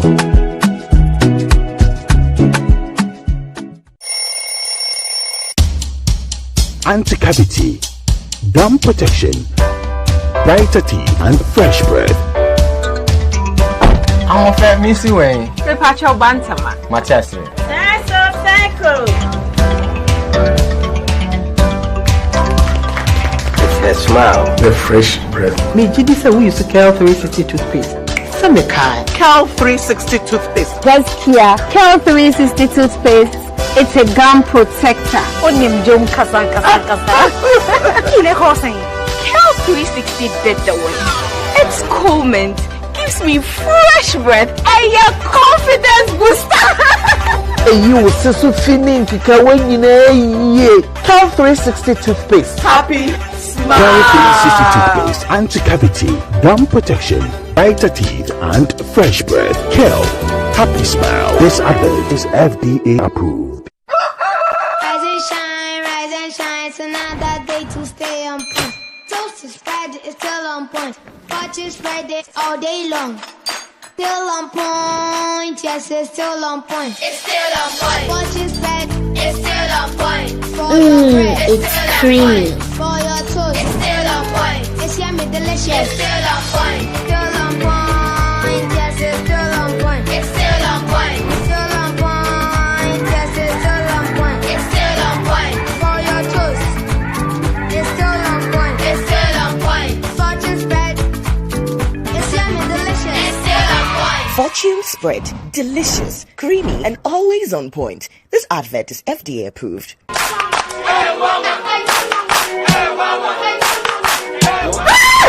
Mother Papa is walking home. Bar Herbal Hospital. Specialists in every kind of bone disease. Bar Herbal Hospital. Baby, a son with beer. And so, Yari in the Sapa, don't spinal cord, swelling of the arms, arthritis, bone injury, swelling of the leg with reddish color around it, and so on. See, Bar Herbal Hospital has special ultra-modern machine for checking up the body. I have tried them and I got good results. Try Bar Herbal Hospital.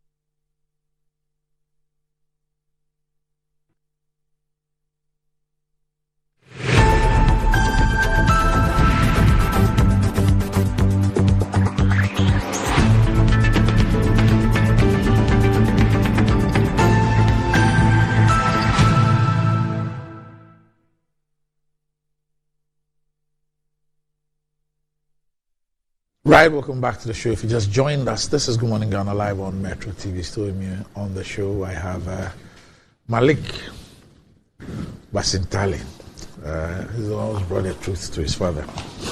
He's here with me on the show. But what does wealth mean to you? Do you want to live like a tycoon? Remember, I was God the Mullah. Got the power. Ghana's newest lottery game draws live on our Dome TV at 9 a.m., 12 noon, and 6 p.m. daily. Now pick up your phones, tablets, and computers and download the GamePark Games app on Play Store. You can also play on the website at www.gameparkgames.com or by dialing *946# on all networks. Just choose 4 numbers from 0 to 9. It's easy to play and easy to win. So let me quickly play this game and make some mola. Nobody beats our odds in Ghana. GamePark Games, more mola, more power. This game is regulated by the National Lottery Authority and is not for persons under 18. Play responsibly. Ayesoko. Dako Sombo Dan be big, but Betway's cash out be bigger. Betway is giving you more control over every thrilling bet you place. Enjoy the biggest and most reliable cash out in Ghana on Betway without any hassle. Sign up today at betway.com.gh. Terms and conditions apply. It's not for persons under 18 and is regulated by the Gaming Commission of Ghana. Betway, get way more. Blue Jeans energy drink has been on the Ghanaian market for over 20 years. We already know what it does for the body. It contains vitamins and nutrients like vitamin B2, B3, B6, B12, as well as taurine and guarana, which are known to boost your strength and energy, as well as promote high performance and endurance. Blue Jeans energy drink has been tested and tried. It's indeed the best. Blue Jeans energy drink is for bold and active men and women. So go on, grab a cold can and power your day. It's in shops nationwide. To call Budget Cash and Carry Limited, you can reach them on 0208128190 or 055-001-0000. All right, so in my interaction with Mr. Suleiman Abrahima, we spoke about Ghana Business Report, which speaks about government procuring some multiple sophisticated surveillance and interception technologies from mainly Israeli companies to be able to listen to your calls and track your chats. Now, I referred to that report and the fact that they also source a research which has also done a country analysis, that is a Ghana analysis on the issue. Now, Dr. Gifty Appiah is one of the authors of the report, and I have her on the line now to provide us a deeper insight as far as this particular issue is concerned. Dr. Appiah, good morning. Good morning, Randy. How are you? I'm great by the special grace of God. I hope you're doing well too. I'm good. Okay, right. Now, I've since yesterday, I have been extremely worried reading this report. And then I saw your name as one of the authors of this report. Kindly, for the benefit of myself and our audience, tell us what this report is about. Okay, so the report is basically about supply chain of digital technologies in Africa. Now, that is to say that some CSOs in Western countries observed that over the years that there's been some lots of procurement of these technologies from Africa. So they wanted to know as to why that much investment into digital surveillance technologies. And so the Institute of Development Studies in the UK, in collaboration with African Digital Research Network, rolled out this research project where we were to try to find out the technologies that these governments in Ghana, in Nigeria, Malawi, and other countries, like why they are buying these things. So that is the essence of our report. Okay. Now, so did you speak with the government if it is to establish why they are acquiring all these things? Did you speak with them? Okay. So the focus of the research was basically to look at digital technologies that has been procured. So it was solely desk research, where we go into secondary literature to find out what is already in the system or what is already published as to the purchases of these technologies. So it is now that we are carrying out a follow-up study where we are now going to talk to people who have been victims of surveillance, as well as speak to people in government about this. But the first research that we just published, and then you have access to the report, it was just desktop research. So what did you find? Oh, okay. So we realized that Ghana has purchased mobile interception technologies from 6 overseas companies. That is NSO Group from Israel, and then also Celebrite from Israel, Quadrant from Israel, and then Decision Group from Taiwan, then Tactical Devices from Switzerland, and then Intellexa from Greece. We also realized that this Safe City, Smart City project that is being carried out, where you have cameras at various vantage points on our road, that project was also being carried out with assistance from Huawei, China. So these were the countries that we realized that they were getting these technologies from. What are these technologies meant for? Oh, okay. Now, ideally, these technologies are supposed to be used narrowly in monitoring, let's say, serious crimes, cyber crimes, and stuff like that.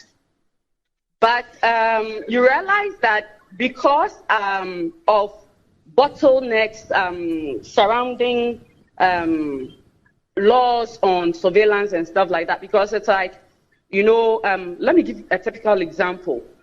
They use the guise of national security, and of course, if it is for the sake of national security, then we all support the fact that there should be some kind of surveillance to protect our lives. But you realize that it is now being used widely instead of it being used narrowly, and that is where the challenge is. Because with the follow-up study that we are carrying out, I'm gathering data. I've been able to talk to journalists, and they've been able to, from my interview with them, it's obvious that they were being monitored. Of course, there is no way anybody can convince me that that journalist is into terrorism or cybercrime or something that warrants that he should be monitored. You see, but the danger over here has to do with the fact that with these technologies, you don't need to even have access to the person's device or anything to be able to monitor, and that is the danger. So it means that without even contact with security agencies, they can use these technologies to monitor your conversations, to monitor your chats, whatever it is that they are interested in, they can monitor. If it is for the deterrence of crime and the detection of crime, I mean, we should be excited, shouldn't we? Of course, we should. But you see, Doc, you will also agree with me that in our context, we tend to abuse some of these things, even though it should be used narrowly. And if you check reports from Freedom House and all that, it is out there. There are instances where people are being monitored, and these people are not terrorists. Sorry, these people are not into cybercrime. So why are they being monitored? I don't have any issue. I support the fact that government is trying to fight cybercrime. Government is trying to fight terrorism by using these devices to monitor such people. And that is why I was talking about narrow monitoring. But if it is not that, then you extend it to ordinary citizens or investigative journalists or human rights activists or political rights activists, then you are abusing the essence of going in for that technology, because they are not into crime. So why are they being monitored? So I'm reading a part of your interview. And it says, when viewed together, it is clear that the government is expanding its surveillance of citizens and that it is doing so without adequate public debate, robust legislation, or independent oversight. What do you mean by this? Okay, now, let us be frank over here. How many Ghanaians are even aware that government has procured these technologies? How many Ghanaians are even aware when it comes to digital surveillance of their private communication? And let me share this example with you. With regards to the ongoing study that I'm conducting, and then I've spoke with an investigative journalist, and this person has never had any interaction with the police. But at a point in time, he realizes that whenever he picks a call, he's getting feedback from his call. And he became suspicious, but he was not having any evidence. So he never gave it a serious thought until he receives a call, an anonymous call, and this caller tells this investigative journalist that, you know what, you are on our radar. And this person goes on to say some of the private conversations on topics that he's had with somebody to prove to him that they know whatever he's doing and he's on their radar, so he should be careful. Doc, what does this mean? Right. It is obvious that he's being monitored. And you see, these technologies are sophisticated. Like a technology like Pegasus is so sophisticated. You don't need to have access to the person's phone or anything. So you see, so far as we have our details with this biometric ID, where fingerprints and facial features are already captured in the system. All we need to know is your phone number, and we can easily track you. And that is what makes it dangerous, because we don't have laid down rules as to how these technologies should be used in fighting crime.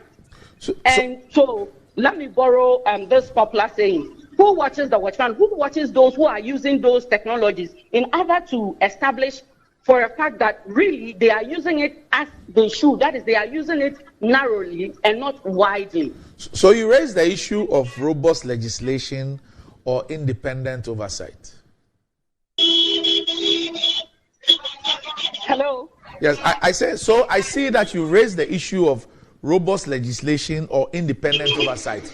You make the case that both are absent. Please, can you speak up a bit? Yeah, I'm saying that, I mean, in furtherance to the point you just made, I'm saying that in your interview, I realized that you raised the issues of a lack of robust legislation and independent oversight. Yeah. Yeah, I wanted you to expatiate on this. Oh, okay. Now, first of all, we believe that in democracies, we should have structures in place to make sure that what needs to be done is being done. Okay? So, government is going in for these technologies. And if government is going in for these technologies, then it is supposed to be used in monitoring only cyber crimes and then terrorist act or act of terrorism.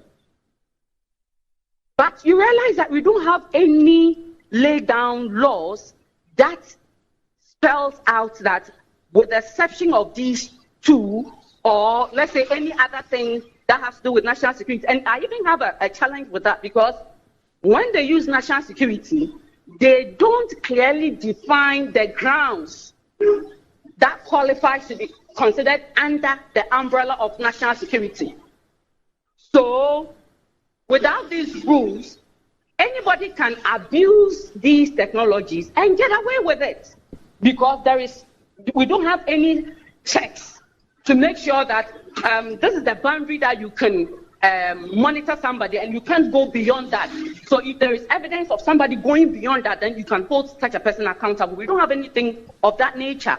And we don't, you see, if you look at our surveillance laws, you realize that it is skewed in favor of the state than the citizens.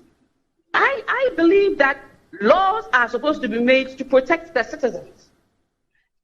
And so if you have laws in place that pays attention to only the interests of a state and neglecting our protection, then definitely there is something wrong. Much needs to be done so far as these laws are concerned. And even when you have a law in place, we need to have an independent body that will monitor and be sure that those who are using these technologies are using it within the laws. All right, okay, Doc. So we'll wait for the second part of your research, but thanks a lot. for the work done so far, and we also appreciate your time this morning. We know that it had to be at great inconvenience to you, but we are most grateful for doing this in the public service. Thank you, Doc, for the opportunity to use your platform and then talk about my study. All right, so we'll wait for part 2 of the study, and then we'll get to speak about it as well. All right. Okay. So that was Dr. Gifty Apia Ejay, who's a lecturer and who's also the lead when it comes to the study, which is, of course, an international study, but they are in charge of the Ghana report. Malik, so we start off with SML. Right. Then we go to surveillance, and we even have an outstanding limited voter registration exercise. All right. Doc. Yes, sir. I listened to Mr. Suleimana Bremer. Right. Very interesting revelations there. Now, this is the president's letter. The president received the statement issued by Communications Directorate. Yes, right. Okay. The president received the report on the 27th of March, the SML report, 2024. The president acted on the findings on the 18th of April 2024. And this letter was made public and known to us on the 24th. In this letter, the president stated that the president has accepted the recommendations of the KPMG report and has directed as follows. Then he lists I till the end.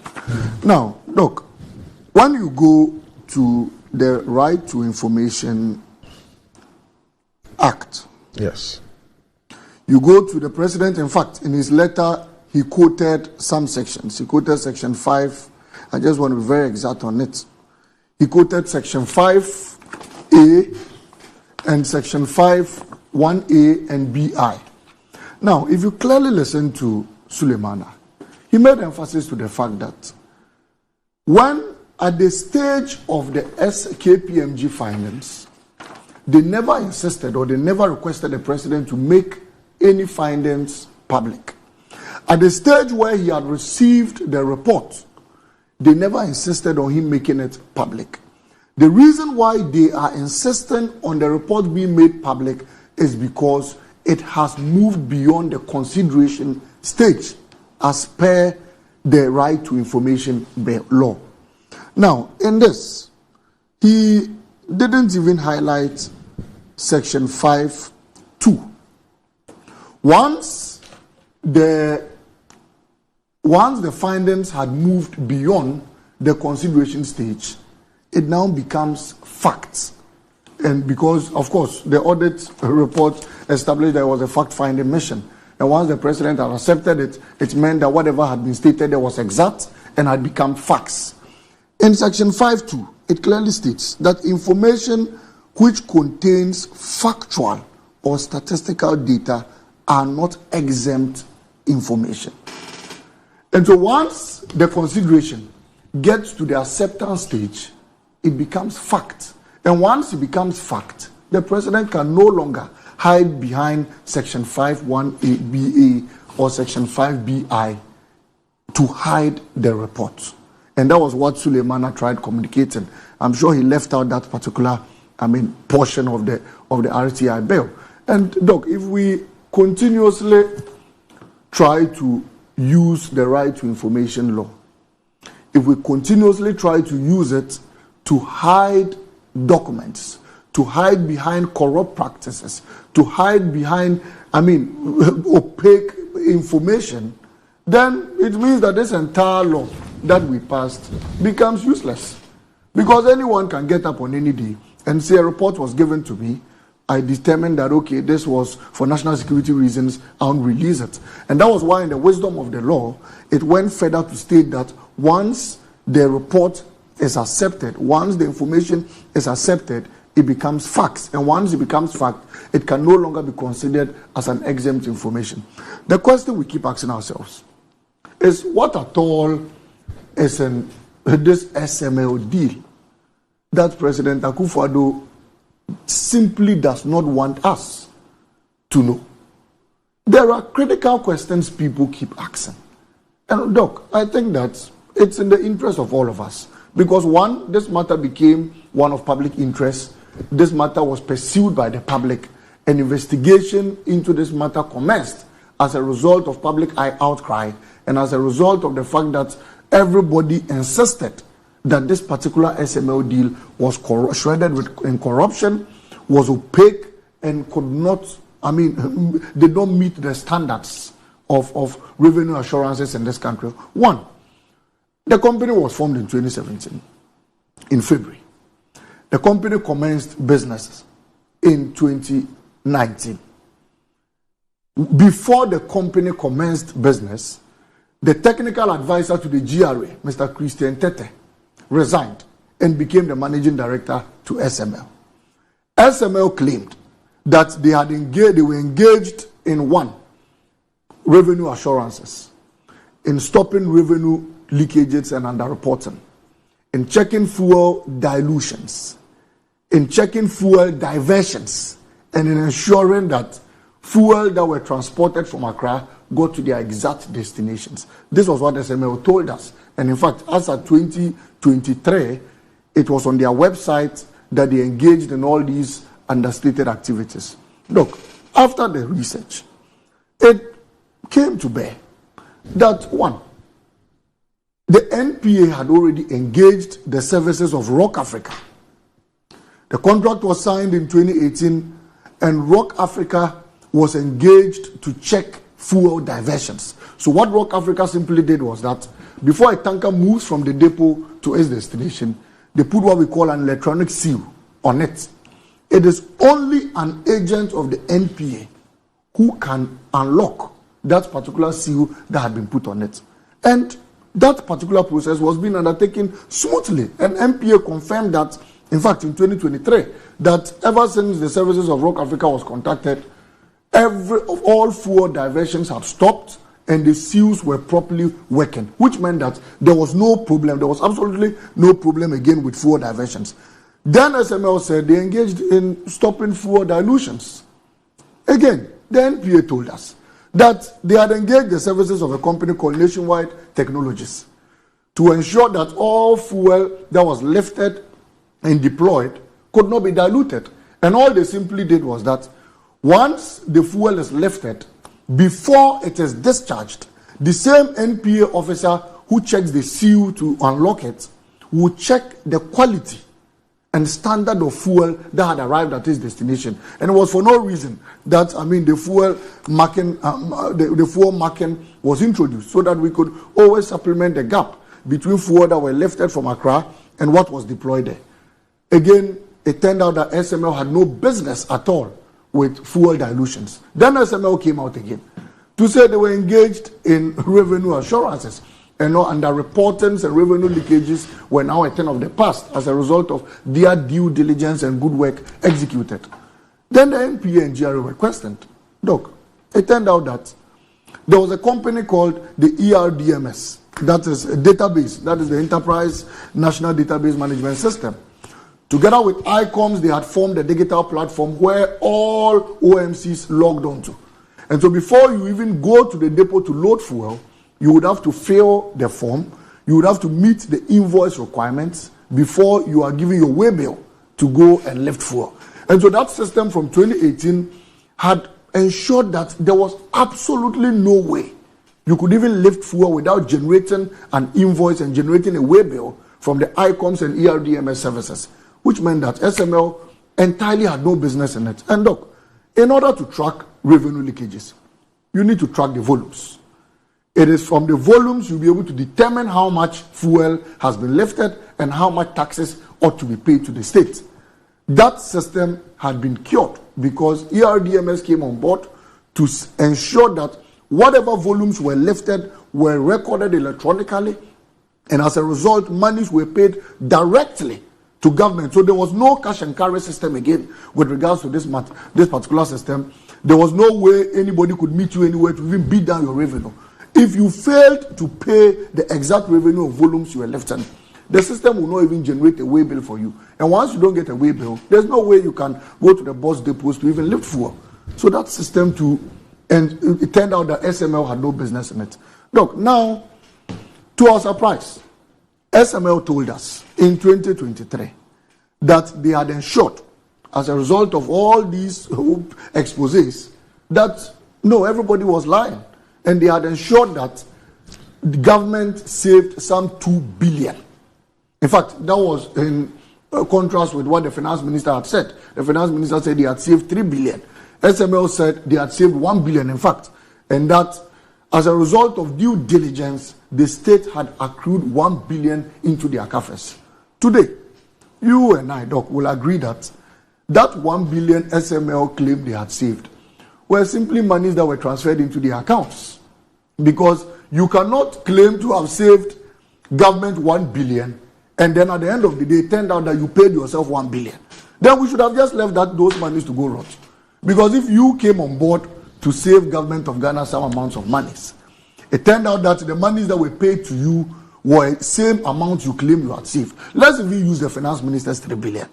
If you save 3 billion and you end up paying yourself 1 billion, which is, almost half, virtually 1/3 of what you had saved, then the work you came on board to do was a total waste. Because you cannot save us money and we turn around to use same monies to pay you again. It doesn't add up. Aside all this, Doc, you're better off losing 1 billion than 3 billion. No, SML said they had saved 1 billion from their own mouth. It was the finance minister who said they had saved between 2 billion to 3 billion. So if SML's words are anything to go by, it meant that what they saved was used in paying themselves. If the finance minister's words are anything to go by, it meant that what they saved, they used close to half to pay themselves, which of course both statements have not been authenticated because the NPA has stated clearly that they had no business in solving the issue of underreporting and they had no business in revenue assurances. Doc, that aside, SML that was formed in 2017, everybody knew that of course it belonged to one Evans, who was a timber contractor. It started with about 10,000 Ghana cedis. That is the information everybody knew. Why is it that at the time of awarding the contract, the government of Ghana, all because of some dubious practices, refused to conform to Section 30 of the PRMA? Why? And if you go into the Public Financial Management Act, it clearly stated how such contracts needed to be awarded. The company ought to have, the document ought to have been taken to Parliament, you and I, parliamentarians, the public ought to have scrutinized it. But that was not done. What details all this? But it doesn't tell us exactly. As of now, we don't know how the payments were even made to SML. We only know 1 billion was paid. How did we arrive at 1 billion? How did we calculate? How much were they supposed to take? At least in the petroleum upstream one, we know that they take some 0.75 pesos. They're supposed to. We know that they were supposed to take that. We know that they were supposed to take that also with the mineral sector. But in this particular one, we don't even know how much they were supposed to take. We don't know how the computations were done. How we arrived at paying them 1 billion. You and I cannot tell. It is because we do not have access to the contract documents. And if Suleimana asked them, of course, if we all ask them to make public the revelations, these are things we want to find in there. These are things the president hasn't told us in this particular report. If you fail to take a contract to Parliament, if you breach the procurement laws of the state, Doc, I beg to ask, is the punishment simply putting on hold the upstream sector contracts and asking them to continue until you finally make a determination? Okay. Is that a way to resolve that? Haven't we been in this country where people were penalized for procurement breaches? In fact, people went to jail due to procurement breaches. What is different with Christian Tete? What is different with the SML? All SML came on board to do was to open an office. Well, they didn't breach it because it wasn't their responsibility. But the responsibility of those who were working on behalf of the public. But we've had instances where public officers were jailed. No, you don't with get private me. I'm individuals. saying that it is the public, those who work for GRA. Right. And the finance ministry, of course, is their responsibility to have taken it there. The but of course, if you are a company and due diligence is not done, you are liable. Oh, yeah. And so you must be according to it. And so these are critical questions, Doc. We keep asking ourselves in this entire SML deal. But we have said that we will pursue this matter. You cannot pay 1 billion to an entity. You unable to explain that to the Ghanaian people. You're unable to tell us how those payments were done. And you think you can go scot-free. And look, this repeated attitude of President Akufo-Addo to sweep corruption under the carpets and cover up and then clear whoever is involved must come to an end at some point in time. Look, you go back in history and all the presidents can be remembered for is either pleading on a corrupt official to resign or asking a corrupt official to go and sit at home just to stop public discussion around that matter. And not a single action has been taken on anybody in this government that has been indicted for corruption. I think that they must begin answering questions with regards to SML. We want to know how the contract was signed. We want to know why the contract was sole sourced and why it wasn't opened, for bidding. We want to know why such a young contract company without any experience, why a company with just 10,000 Ghana cedis in their account, for a timber contractor was selected. We want to know how payments were being made to them. We want to know how they agreed that, how they agreed payments. And we want to know how payments were agreed and how they agreed upon payments being made to them. And we want to know the activities that were undertaken at the corridors of the NPA and the GRA. Because if you ask NPA said they had no business with SML. You ask the GRA and they are unable to pinpoint what exactly the SML came on board to do. And if you just oppose these two things together, clearly you would understand that somebody has a hand in this. And if the president is clear in his mind that he has no interest in this particular matter, they should make the findings public and they should let us get into details of whatever revelations were brought before his decks. All right, so let's move on to the EC. And I said that I'd seen a report that your party was going to hold a presser on the limited registration exercise. The EC explained day one that they had network connectivity issues.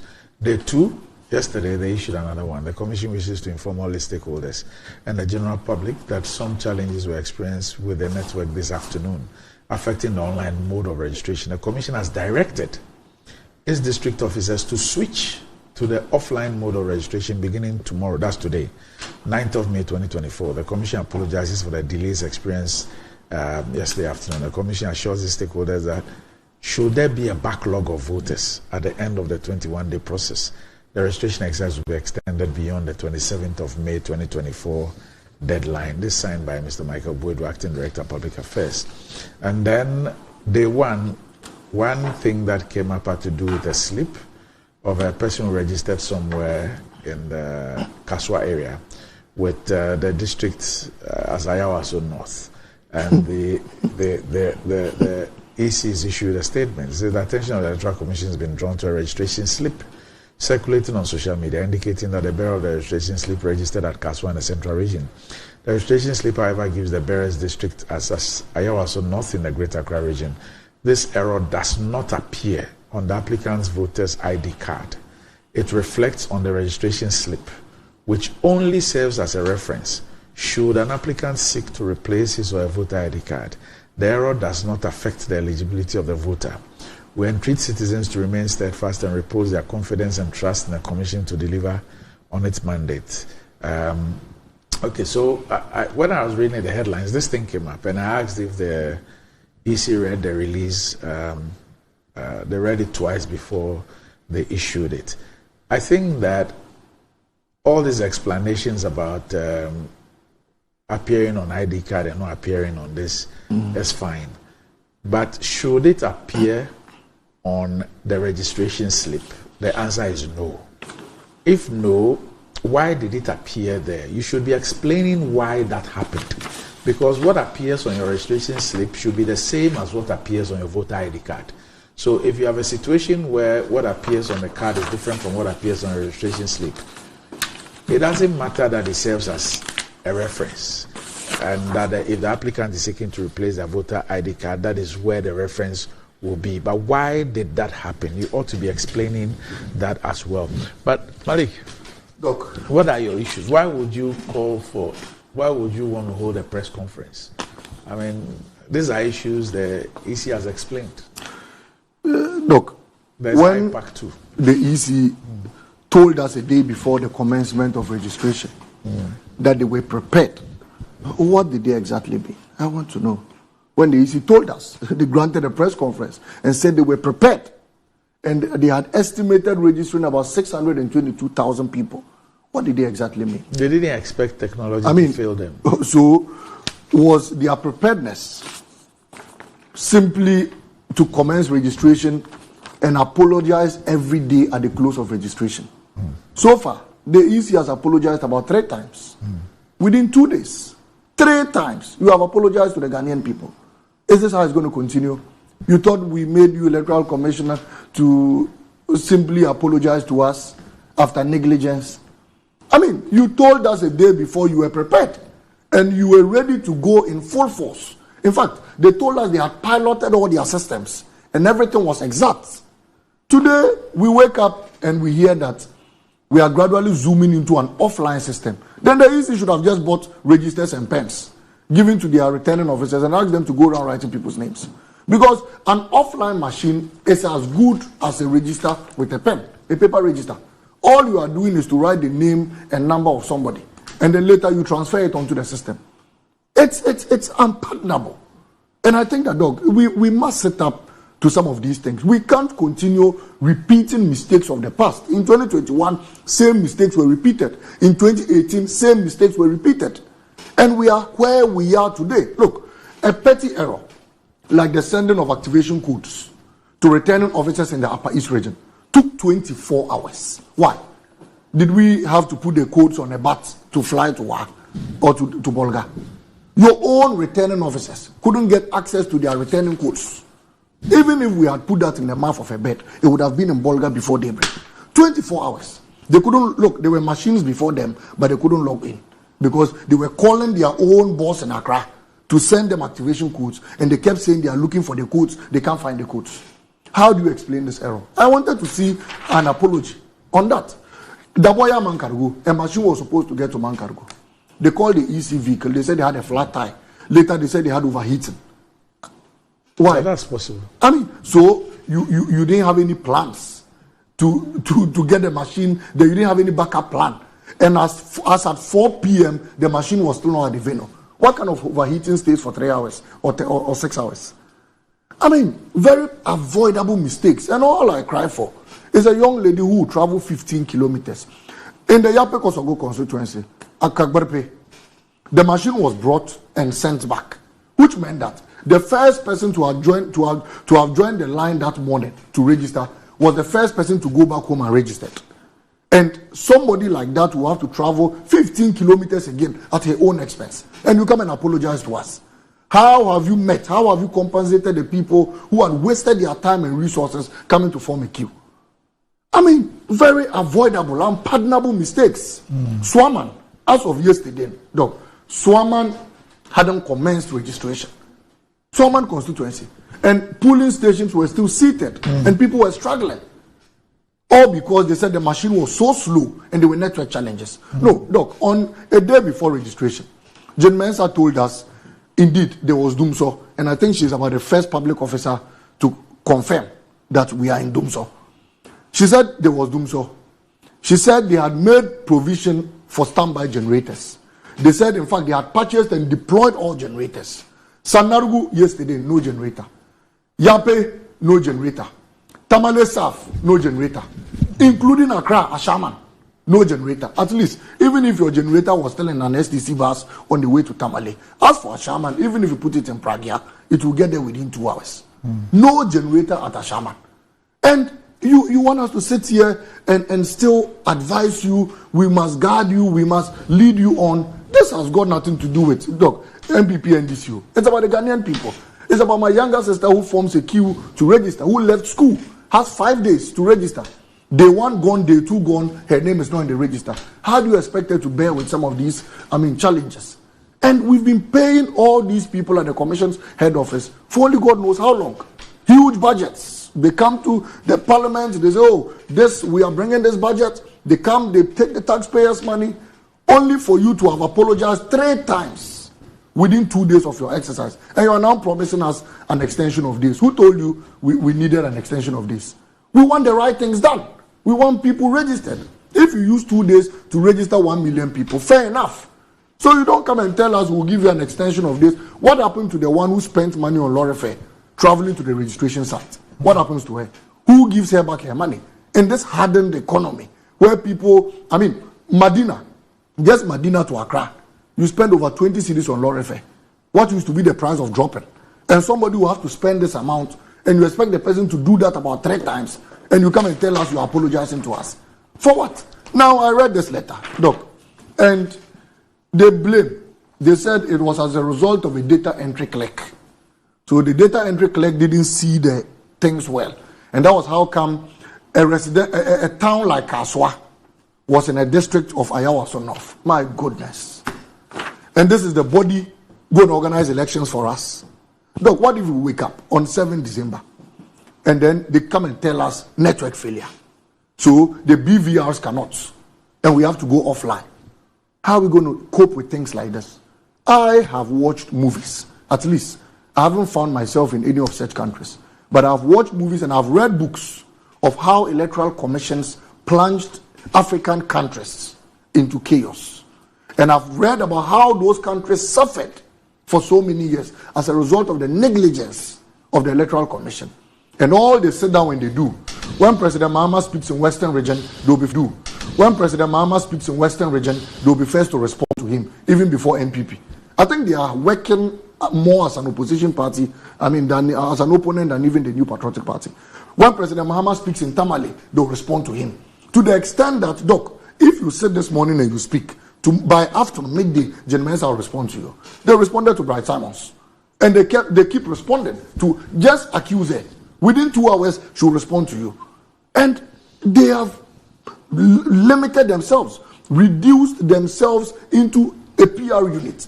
So we paid the Electoral Commission to engage in PR exercises for the people of this country. Responded. They said they are fact-checking President Mahama. You read the whole report to the end, and indeed they were rather fact-checking themselves. They said they are fact-checking Bright Simon. You read the report, and they are fact-checking themselves. And clearly, there is no direction. They just sit there, wake up, grant press conferences, go to IPAC, and then this is why the NDC kept complaining of a credible IPAC. Because you need political parties to share their experiences with you. You are a body, yes, you claim you are an autonomous, independent body. But you have never been on the ballot paper. The people on the ballot paper will need to tell you how to conduct the elections for them. And that is how come we have been calling for a credible IPAC where our sentiments could be poured out. This morning, Brekum East, I'm told tax, macho men were brought there.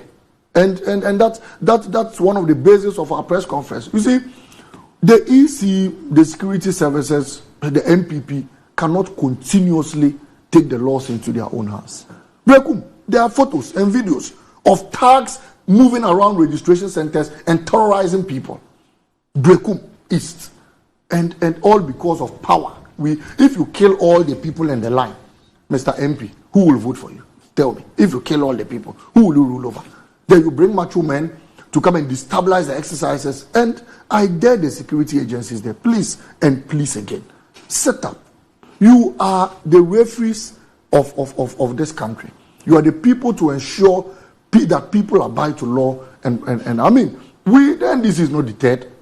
Anybody could man up and face anybody. But is that the right way to go? We want people to register. Our business as a political party is not to deter first-time voters. If we wanted to deter them, then anybody could go there and cause mayhem. But the MPP has a plan, Doc, and their plan is to deter first-time voters because the more people register, the more Alhaji Bawumia loses the election. Why? Your daughter who sees how you struggle to buy food, if she registered for the sake of the love she has for you as her father, she'll vote against Alhaji Bawumia.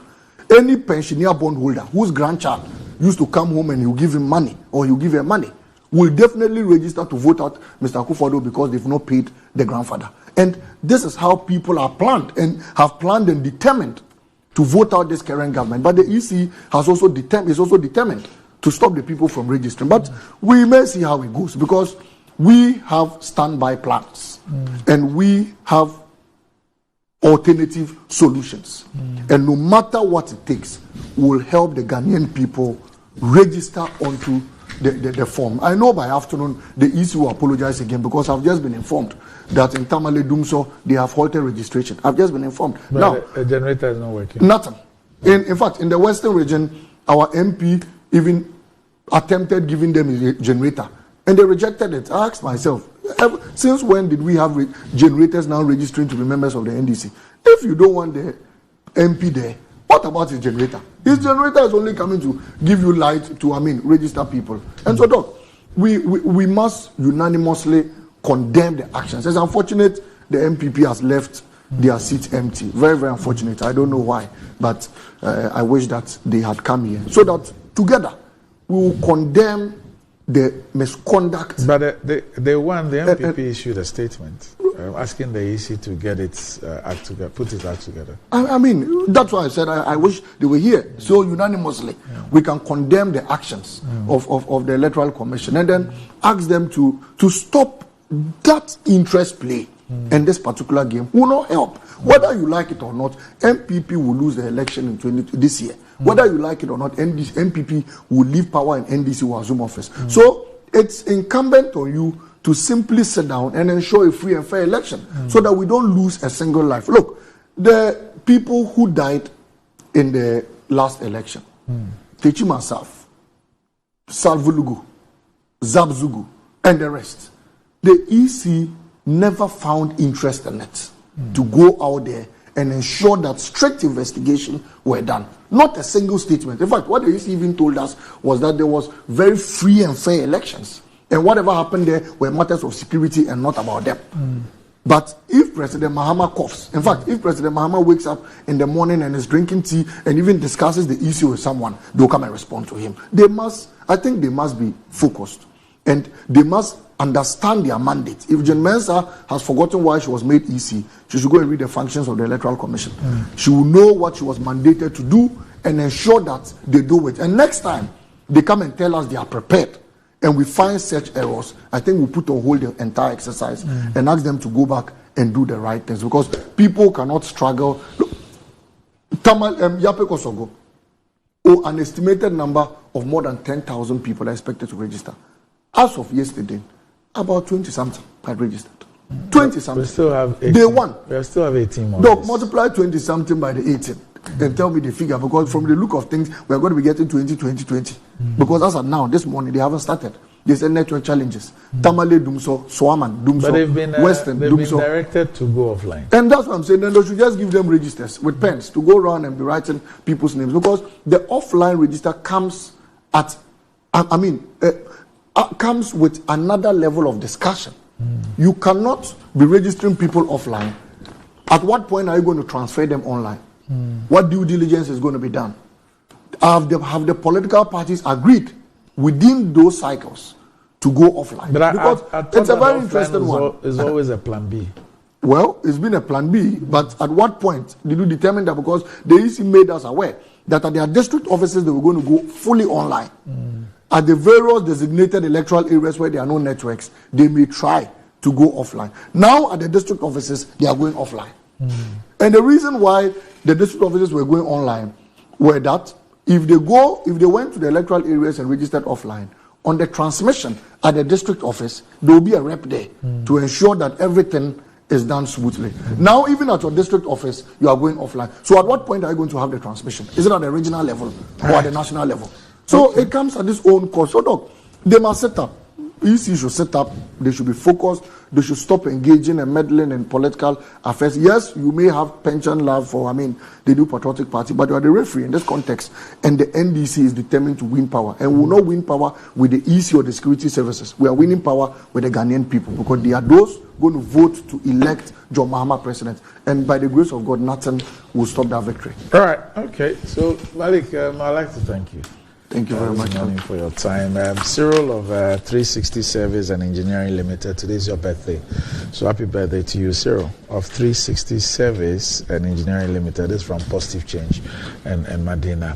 So our conversation with the Minerals Commission will be on this morning. So right after this, I'll be joined by Mr. Martin Ayisi, the CEO of the Minerals Commission, and we'll be talking about local content, and then there's some other interesting things coming up in the mining industry that would also spend some time on. This week there was that very, very exciting story about the lady who had been appointed to lead one of the biggest mines in this country, and I'm sure that a lot of people were elated about that. We perhaps will also speak about it, and that speaks to it's also local content. It speaks to the human capital of the Ghanaian in the mining space. So Malik, thanks again for joining me. And up next, time with the Minerals Commission.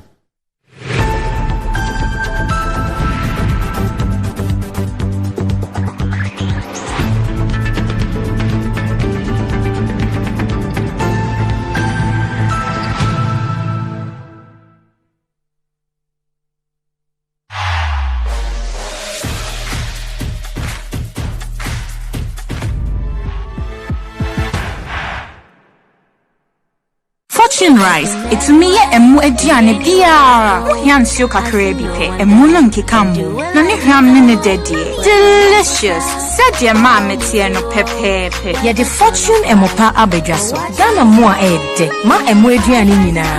FDA aje ejadie nkratoa yatum. In today's modern world, stairs are a challenge, especially for our elderly and those with health concerns. Navigating them can be difficult and even dangerous, but there's a safer way to move vertically. Lifts and Elevators Limited Company, your answer to a more accessible and secure vertical transportation. Our elevators and escalators, including top-of-the-line pneumatic vacuum elevators, Fuji elevators and escalators, offer a safer and more convenient alternative, eliminating the risks of stairs and enhancing accessibility for homes, businesses, and hospitals. Choose safety and convenience with Lifts and Elevators Limited Company. Elevate your spaces today. For more information, visit our website at www.elevatorsgh.org or call now on 0200-535-515. Lifts and Elevators Limited Company, the elevator people.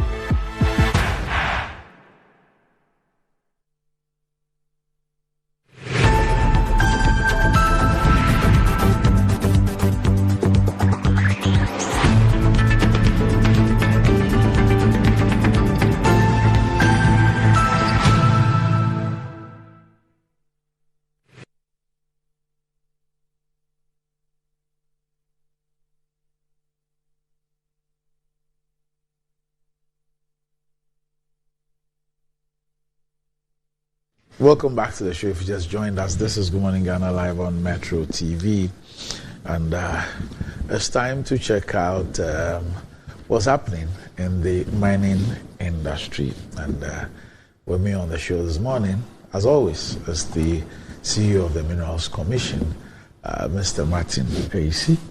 Martin, good morning. Morning. How are you? You've not been on for 3 weeks. Yeah, unfortunately, some of these official travels or assignments, as the case may be, sometimes coincides with that. All right, okay. So, we're going to speak about local content, but there's something which is also local content. And, prior to our last break, we have been speaking about the skills that are required, and you've been giving us examples of people who started elsewhere. We even critiqued our educational system and how it helps or does not help in terms of the appropriate skill acquisition for some of those. But a couple of days ago, especially on Monday, was a story that got a lot of people excited. And last Tuesday's edition of the Business and Financial Times, they actually published Goldfields announces new leadership team. And you, in the previous programs, had mentioned mines where you now had Ghanaians in leadership, and you always referred to some 20 years back when you were a young lawyer at the Minerals Commission and what the situation was and how the face is changing. Now, Goldfields Limited has announced a new leadership team for East Tarkwa and Daman mines in Ghana. Elliot Chum has been appointed Vice President and Interim Managing Director for Goldfields Ghana, while Catherine Kuto is now the Tarkwa Mine Manager, making her the first woman to be appointed to a senior mining leadership position in Ghana. The appointments took effect on 1st May 2024. Samson Arthur remains Operations Manager for Daman. Both he and Ms. Kuto report to Mr. Chum. And the Goldfields CEO, Mike Fraser, welcomed the new leadership team. He says the 3 executives have risen through the ranks at our mines, understand the business well. I'm confident that Elliot, Catherine, and Samson are the right leaders as we implement our new operating model with strong focus on safe and sustainable production at our mines. And commenting on Ms. Kuto's appointment, he said gender diversity is a critical business imperative for Goldfields, particularly in Ghana, where the mining sector is still largely male-dominated. We're therefore delighted that an accomplished mining professional like Catherine is now leading Tarkwa, the largest mine in our portfolio. And so if you look at her profile, she's described as a trailblazer already. And they say she has several firsts and now makes history as the first woman to be appointed as a mine manager for a major mine in Ghana. She's a metallurgist with over 20 years of experience in the gold mining industry. She was the first female metallurgical manager for the Tarkwa mine with oversight of the Daman mine. She's on several occasions acted as general manager of both operations. She was appointed metallurgical manager for Daman, which she joined in 2013 as a metallurgical superintendent. She worked at Golden Star Resources for almost a decade in various roles. And we're told that with a passion to support the development of mineral processing engineers in Ghana, especially women, she instituted 2 annual academic awards for the best student and the best female student in mineral engineering at Tarkwa's University of Mines and Technology. She's received several industry awards, including Female Mining Professional of the Year 2019. She's a PhD candidate in mineral engineering at UMatt. She holds an MSc in mineral engineering from the same university. She holds a diploma in mineral engineering from the Kwame Nkrumah University of Science and Technology, and she's a member of the Ghana Institution of Engineers, West Africa. See you. Yeah, that's her. Yes. First, kudos to our women. Mm-hmm. I think, until recently, we're not even allowing women to go underground. Really? Oh, yeah. Mm. They were not allowing them, And a few things to say. So, I'm so happy for her. You know her? Yes, of course. Mm. And I called her. Wish her well. I've just sent her good morning right now. Mm. And we'll support her any time of the day to excel. 2 quick 3 things. 1, she's a woman. 2, so kudos to the women from Upper West. Okay, that's where she's from. She comes from the Upper West region. Mm. So that is lovely for those who come from that part of the region. Randy, that particular role, if you look at our law now, it's supposed to be reserved for Ghanaians. Okay. You can have a mine manager or a general manager being a foreigner. We've stopped that. I think we discussed it some time ago. Why am I so happy for her? Maybe until 2 years ago, before that, this is one of the largest gold mines in the world. And until 2 years ago, this is the largest gold mine in Ghana. Newmont Achim just overtook it. Last year, they did over 500,000 ounces. If I even use $2,000 an ounce, I'm talking about $1 billion. So that's the kind of mine she's going to manage. Over 4,000 plus workers. The problem we have, and I called her and I told her, you see, all over the world, it's not just peculiar to Ghana, maybe, or Africa. Perhaps it's better in the advanced countries than here. But women face a lot of prejudice. For example, a woman managing director of a bank, okay, or a very big multinational or conglomerate. The way we look at them is not the same way we treat their male counterparts. So what I told her was that, I mean, this is a very big job, very big role. In fact, let me put it this way, she's the army commander of the mine. The entire mining operations rests on her shoulders. Everything, I mean, forget about the MD or whatever. You know, at the mine, it's she who matters. So when the inspectors go there, when the chief inspector of mines go there, she's the one they deal with. Any trouble, any fine, any problem, it's on her shoulders, it's on her head. So I told her, look, you're going to have a lot of pushbacks. I mean, people try to say you're a woman. I mean, there were men who competed with her. It was a long advert, you know, and then she won. I mean, and we are happy for her, we support her. But trust me, Randy, you're going to see lots of this. Oh, yes. You're going to see a lot of women running the mines. Very soon you see them as CEOs, you see them as mine manager, etc. Is it as a result of a planned activity or you're just prophesying? One, the opportunities, and then, I mean, things are changing now. Don't you have women, let me speak this way, don't you have women fitters? Yeah, mechanics. So, a lot of women are running these courses now. So you come to Minerals Commission now, we have a lot of inspectors who are women. Oh. We have just taken 2 to Australia. Mine inspectors. Yeah, mine inspectors, mining engineers, metallurgists, mining engineer, etc. And she started with a diploma. A diploma at UMatt. So kudos to her, and she herself, she's capable. This is the 6th largest producer of gold in the world. Number 1 is Newmont, Anglo Gold Ashanti is number 4, Goldfields is number 6, and then this is the 2nd biggest gold mine in the world, one of the biggest. It's a monster mine, if you know Tarkwa very well. So it's huge, it's a big job. It comes with a lot of responsibilities, and of course, it's a well-paid job. I was there when they commissioned the catalytic plant. Yes, it's a well-paid job, and she deserves it. And she's an inspiration to women. It's just that she may not have time. And one day I'll bring her here. No, you should. We'll have women in mining. No, you should. And then you got to you should. I'd love to speak. Oh yeah. And she can do the work. Yeah. We'll support her every step of the way. And she's fought hard for it. She went through a competitive interview and it went all the way to South Africa, and that's her. She will do the job. We'll support her. And now we are looking at the biggest gold complex in Africa, and perhaps one of the biggest in the world. If the JV of Tarkwa and Iduapriem, they are just neighbors. If it goes through, it will be the biggest gold complex in the world. There are talks ongoing. Oh, I mean, it was announced last year. So we're going through the necessary documentation, doing the reviews to ensure that we... Are they 2 different companies? Yes, there are 2 different companies. So this is Goldfields. Yes. And then the other one is Iduapriem. Okay. But both are in Tarkwa, and it's just, I mean, the whole body runs through like that. Are they both foreign companies? Yes, yeah. Anglo Gold Ashanti owns Iduapriem. Okay. Anglo Gold Ashanti owns Obuasi Mine and owns Iduapriem. Okay.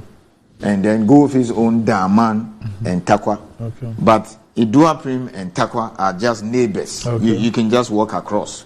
So they are seeking to put the 2 together and create the biggest gold mine in Africa and one of the biggest in the world. So you are going to talk about 1 million ounces. Today's term, that's over $2 billion. I pray it happens. If it happens, perhaps she's the one who ran that kind of activity. It's such a huge responsibility, and she will deliver. It's mining is a very tough environment, and she has to work hard from, the lowest level to get that far. And she read mineral engineering. Normally, mineral engineers train as metallurgists. They work at the processing plant. So if you want to train as a metallurgist, you can study mineral engineering or metallurgical. There's also metallurgical either at KNUST or UMatt.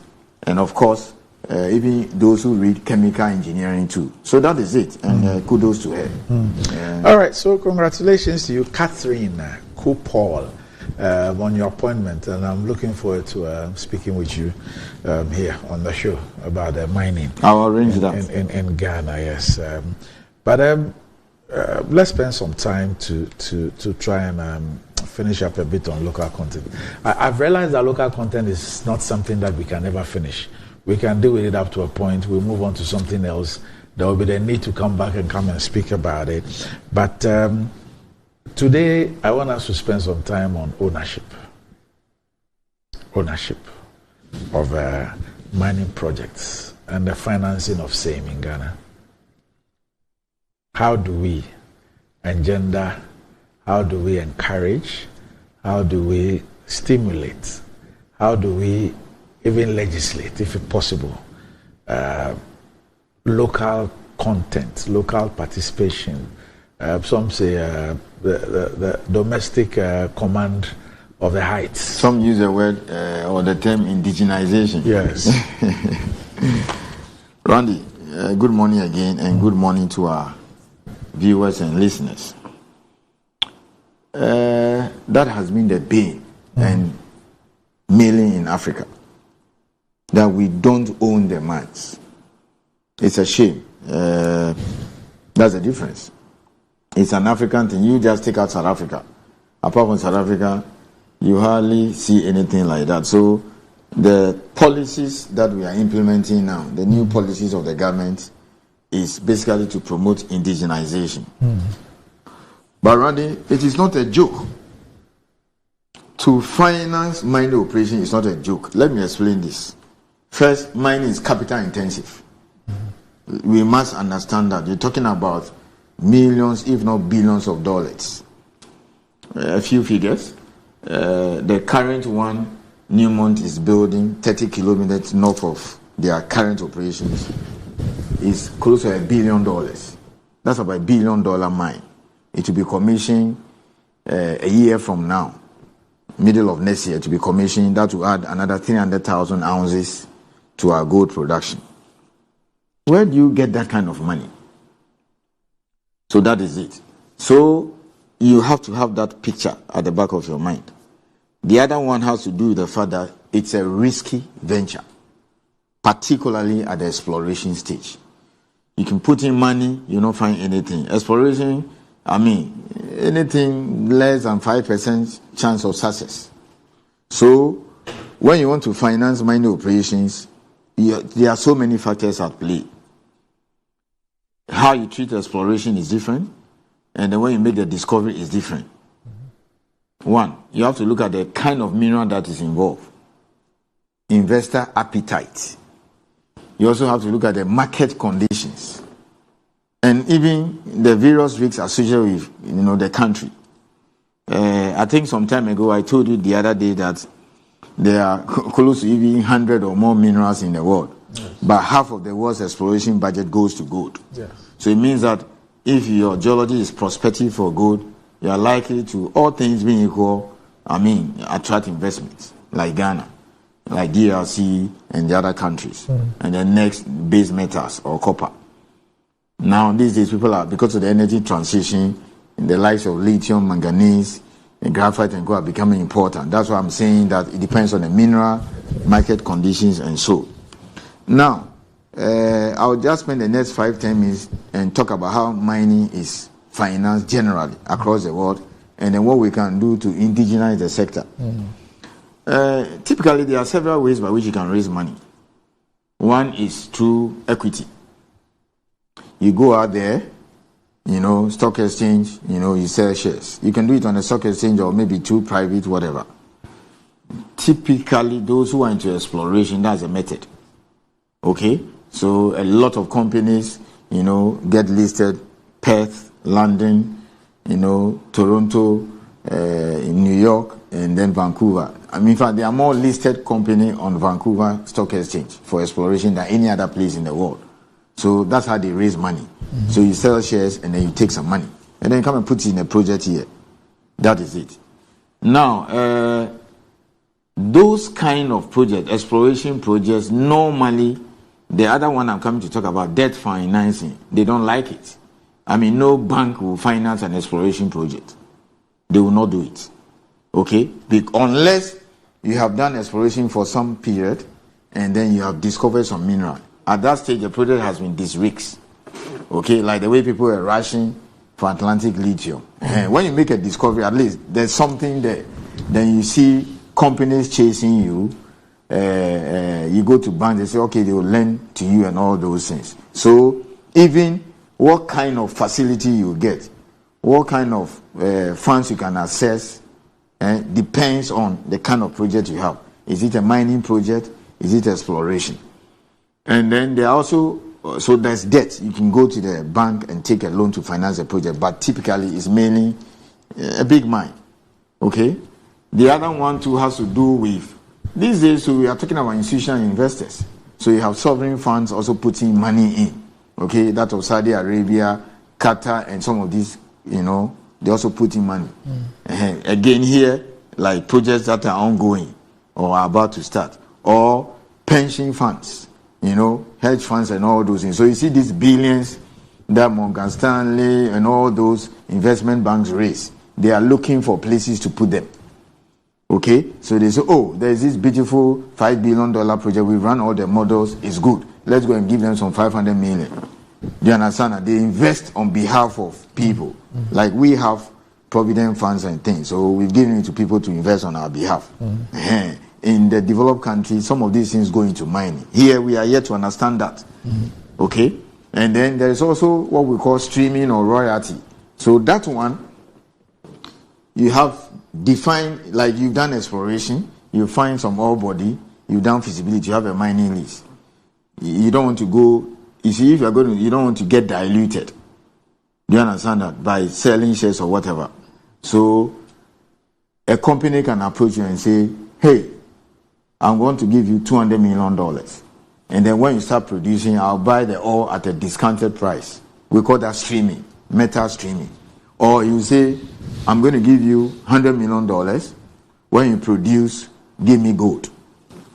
Okay? Or I'm going to give you $100 million. I'll take 3% royalty in your project. So these are the various mechanisms. But the ones I've mentioned, the loan one, the hedge funds ones, the royalty or streaming and all those things, those are basically, for projects that are ongoing or about to start. So it tells you that we will need to be, very ingenious and then find a way of, encouraging people to spend on exploration. So, Randy, by and large, these are how projects are financed. And then the kind of interest rates and funding that is available also is not the same because they also do country risks. Nobody will get up today and give you money to go to Sudan. You understand that? Of course, the main thing is geology. Geology trumps everything. Then they look at political risks and all those things. So let's come back home now. Right. So the criticism here now is that foreigners own the mine. Yes. What do we do to indigenize? What do we do to ensure that Ghanaians own their mine? Randy, let me say a few things. We'll get there. Is there any mine owned by a Ghanaian? Yes, there's a mine owned by a Ghanaian. So as we speak, Ghana Bauxite Company, which has been in operation since 1941, and then later it was divested. The Ukrainians came, Chinese came, they sold off. Now that is 100% owned Ghanaian and state mine. So 80% is owned by, Ghanaian individuals, 20% is owned by the state. So at least there's a Ghanaian owned mine now. That's number one. 100% state and Ghanaian participation, let's call it that way. Then if you take Asante Group, that runs Chirano and Bibiani, you have close to about 40-something% state and Ghanaian ownership. MIF has some shares in there. I think GIF has some shares in there. And other individuals. Sometimes it doesn't need to be 100%. You can have individuals here and there. So the Asante case is a sharp departure from history. They raised about $160 million locally. Something you cannot dream of years back. Some institution gave them about $100 million in cedis and 2 gold. MIF has put in money. It's on their website, so it's publicly known. They've pumped in millions of dollars for some stake. Okay? Ghana Infrastructure Investment has done. And then there are individuals and certain institutions that have also done that. So the Asante case and Ghana Bauxite case are typical examples of, the fact that things are changing. We'll get there. Now, the good news is that coming this Monday, Atlantic Lithium will be listing now. And the shares will trade the same like in Australia, not at any discounted price or so. So, we are beginning to list on the Ghana Stock Exchange. Yes, this Monday I'll be there live. We'll ring the bell. So, these are the mechanisms that we have now. So, there are two things. You should have deliberate policies to get the sector indigenized. So, if you look at the local content law, LI 2431, it says that the mining companies should list within a certain period. So, we've developed a framework with SEC and GSE. We're doing that. And one of the conditionalities of signing the Atlantic Lithium list is for them to list so that Ghanaians will buy shares. So, Monday, it will happen live. And others will also join the fray. I don't want to say this. Recently, we heard of a story where people said, what? Is it in 12 years, our pensions will run out? Of course, Senate came out and put out a statement. And then I went to a website where I saw all the investments they have. I didn't see anything on mining. And so I'm going to use this platform. I'm also going to write to them that this is a time for them also to put some of our money in mining. So basically, that is it. So the measures in place, go to the stock exchange. We are working with them now to do it. It's the law. The other one is also to now say that encourage a sovereign wealth fund like MIF to take equity stake. So now MIF has investment in Asante Group. They have investment in Atlantic Lithium. And then other investments are also planned. Randy, I believe when we sustain this, we give ourselves the next 4 or 5 years, you will see significant Ghanaian and state participation. So far, so good. The law is okay. You understand that? And then you have a lot of Ghanaians. In fact, about 90% of the exploration rights or prospecting licenses in Ghana are held by Ghanaians. In the past, I remember, they just take some pittance and then give them away. Now they are trying to cut all kinds of deals. So we're beginning to see a lot of JVs. We're beginning to see Ghanaians taking their money and going to acquire mines, whatever percentage. I've given bauxite as an example, and now we now have a law which basically is pushing them now and say go to the stock exchange. So if you don't have a lot of money to take a shareholding, whatever, you can buy some stock. If you don't have that, you can pick up some exploration licenses. What we need to be doing is to look at the schemes in other countries. Like you go to Canada, you invest in an exploration project, you get a tax credit. Yes. So let's say somebody set up a company here and is doing exploration, let's say in Pando, your base, let's say for gold. And then maybe you go and put in 100,000 cedis or dollars. You understand that you buy shares. You should be able to file that and get a tax credit. They do that in Canada. They call it flow-through shares. So there are all kinds of arrangements. And that's in recognition of the risk. Yes. Yes. So, it's a risk you are taking. So, my cry out there to Ghanaians is that we are tired of hearing that the mines are owned by foreigners. It's my duty, it's my job, it's our job, myself, my Minerals Commission, to now create the environment for Ghanaians to participate. And I'm saying we are doing that now. The law since 2020 now says that they should go to the stock market and list. You understand that? How many years do they have to do that? Oh, we have within 5 years. You remember that it's one thing saying that go to the market and go and list. And it's one thing saying you are ready. Because you see, when you go, Security and Exchange Commission will have to work with Ghana Stock Exchange to look at your books and say that, no, you are too risky. When we look at your debt profile, no. And then they will give you some period to go and clean some things up and come back. You understand? Because I can basically write to all mining companies and say today that, look, effective today, go and list. But they can go and the security agency will look at their profile and say, no, you don't meet our criteria. But I'm sure that's why you give them 5 years. Yeah, within that 5-year period, Yes. So as we speak now, in the 4th year, how many of them have been able to... The lithium guys will list on Monday. I know of Anglo Ashanti. Then Golden Star used to, be listed. They pulled out, the Chinese bought it. Now we are working with them to get back to it. It's taking a little bit of time because the Security and Exchange Commission, they have very tight rules. They have to make sure that they tick all the boxes. I mean, it's people's money. How many companies are you looking at? Within the next 4 or 5 years or now? No, I'm saying that at the time you put in the legislation, how many companies? Practically everybody. So the large scale? Yes, the large scale. Because, of course, look, the small scale is Ghanaian. I mean, you're a Ghanaian, you keep your money here. So the law says we should define a threshold. We should put a figure in there which once your market capitalization or your finances is up to that, automatically you are bound to list. We are looking at about $100 million. Okay? These things you have to be gradual. Very soon you lower it. So it's kind of a local content thing. Where we started with what? 10, 18, 29, 41, now 50. Because some of them, their books are not up to the point where SEC will give them all the approvals. But what are the safeguards to ensure that when they are listed, it's not the same foreigners who buy the shares? Yeah, so in fact, the president answers that question when we're discussing the lithium. That if you go and list Atlantic Lithium and then the same foreigners will just go and buy, and then if there's a problem, they will pull back, like the way we are seeing in Burkina Faso and all those countries, then you could as well not do it. So if you look at Atlantic Lithium like this, there's a certain percentage that is reserved for institutional investors.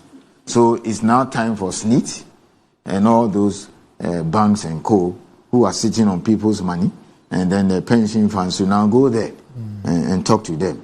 After Monday, a whole lot will be rolled out. That is it. All right. Okay. So we'll see. It sounds easy.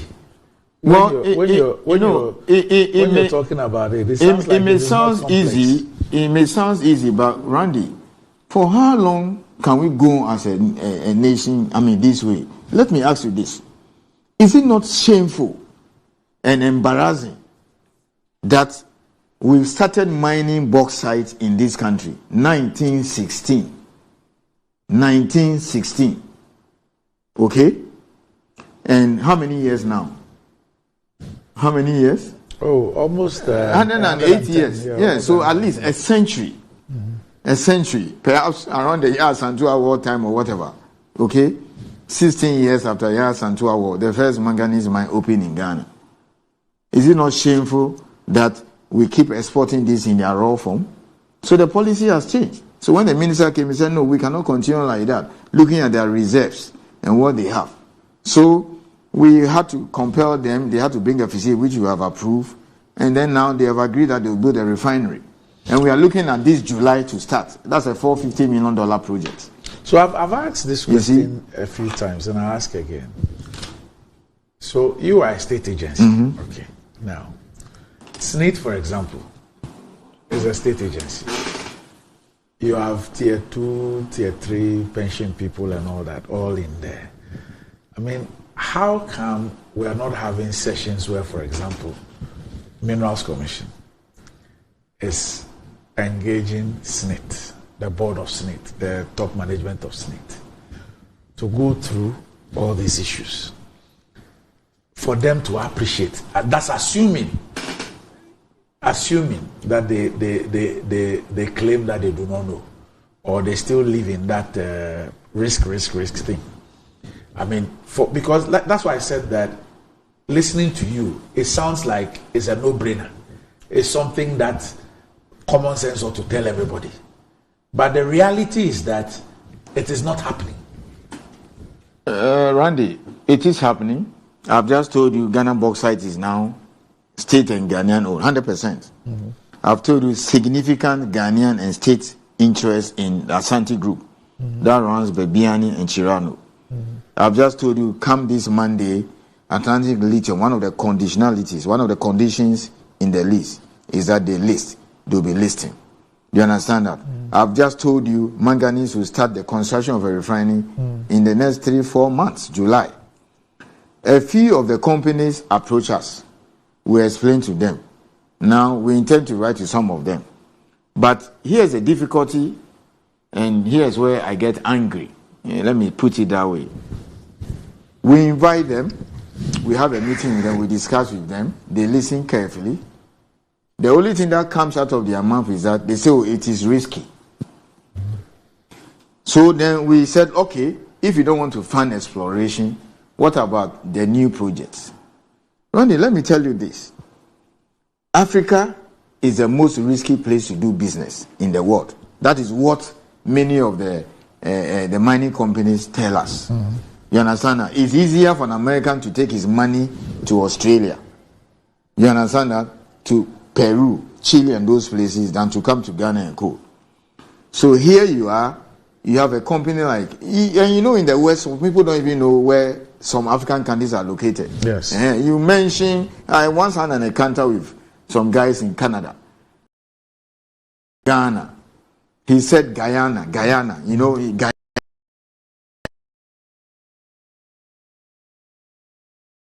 Some people got to know Ghana because of football. Trust me, because of football. Other countries have also become popular because of war. Sudan. Sudan and other things. Like my son, he just got to know Gaza Strip because of the Israeli issue. You understand that? In Burkina Faso, when there is war, we get popular. But for us, it's football that sells us.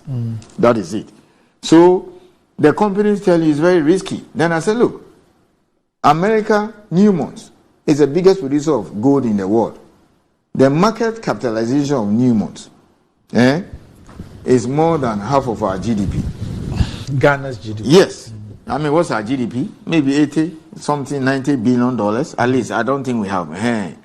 You understand that? Newmont's market capitalization is more than, it's about 40 billion thereabout. At least it's more than half of our GDP.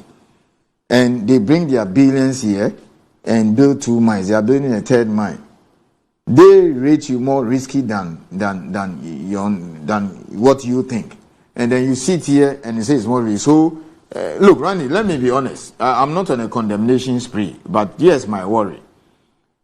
If maybe SNIT or some other institutions have $5 million, and I tell them that go and buy Atlantic Lithium shares this Monday, a mine that will be producing, most likely, are you listening? Yeah. Most likely, 7 out of 10 will tell me that I would rather go to Lands Commission, get a land in Cantonment or Labone, and do real estate. At least every month, whether it's a studio or 2-bedroom, we'll get 4,000 or 5,000 people to be paying. Oh, the embassies like Cantonments and Labone, we'll rent it to them. We are guaranteed money.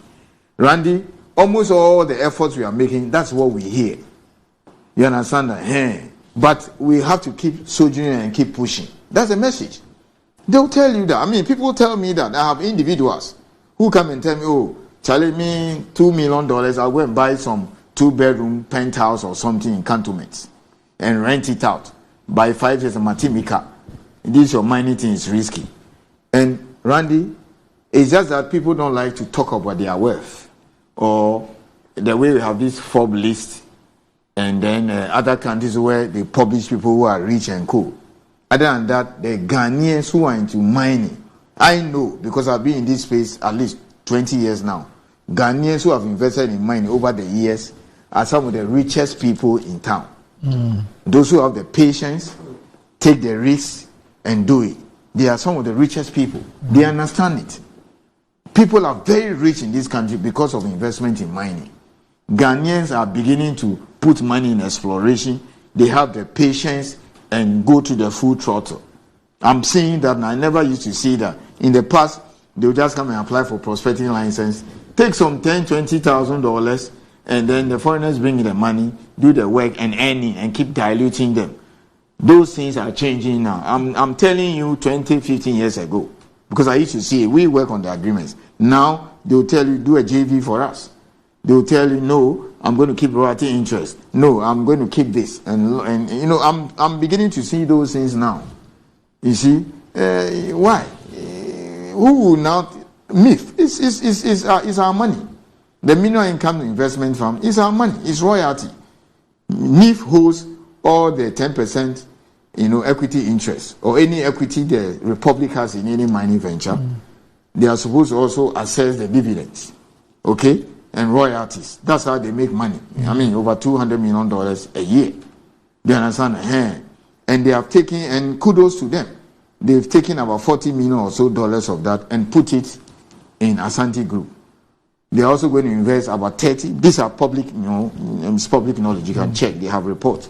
They've also put the same amount of money in lithium, and there are other projects they are going to finance. So already I'm talking about what? Roughly $70-80 million of sovereign wealth that has gone into Mensing or Asante, that has gone into Atlantic Lithium. What about SNIT? What is SNIT doing? Can they take $5 million?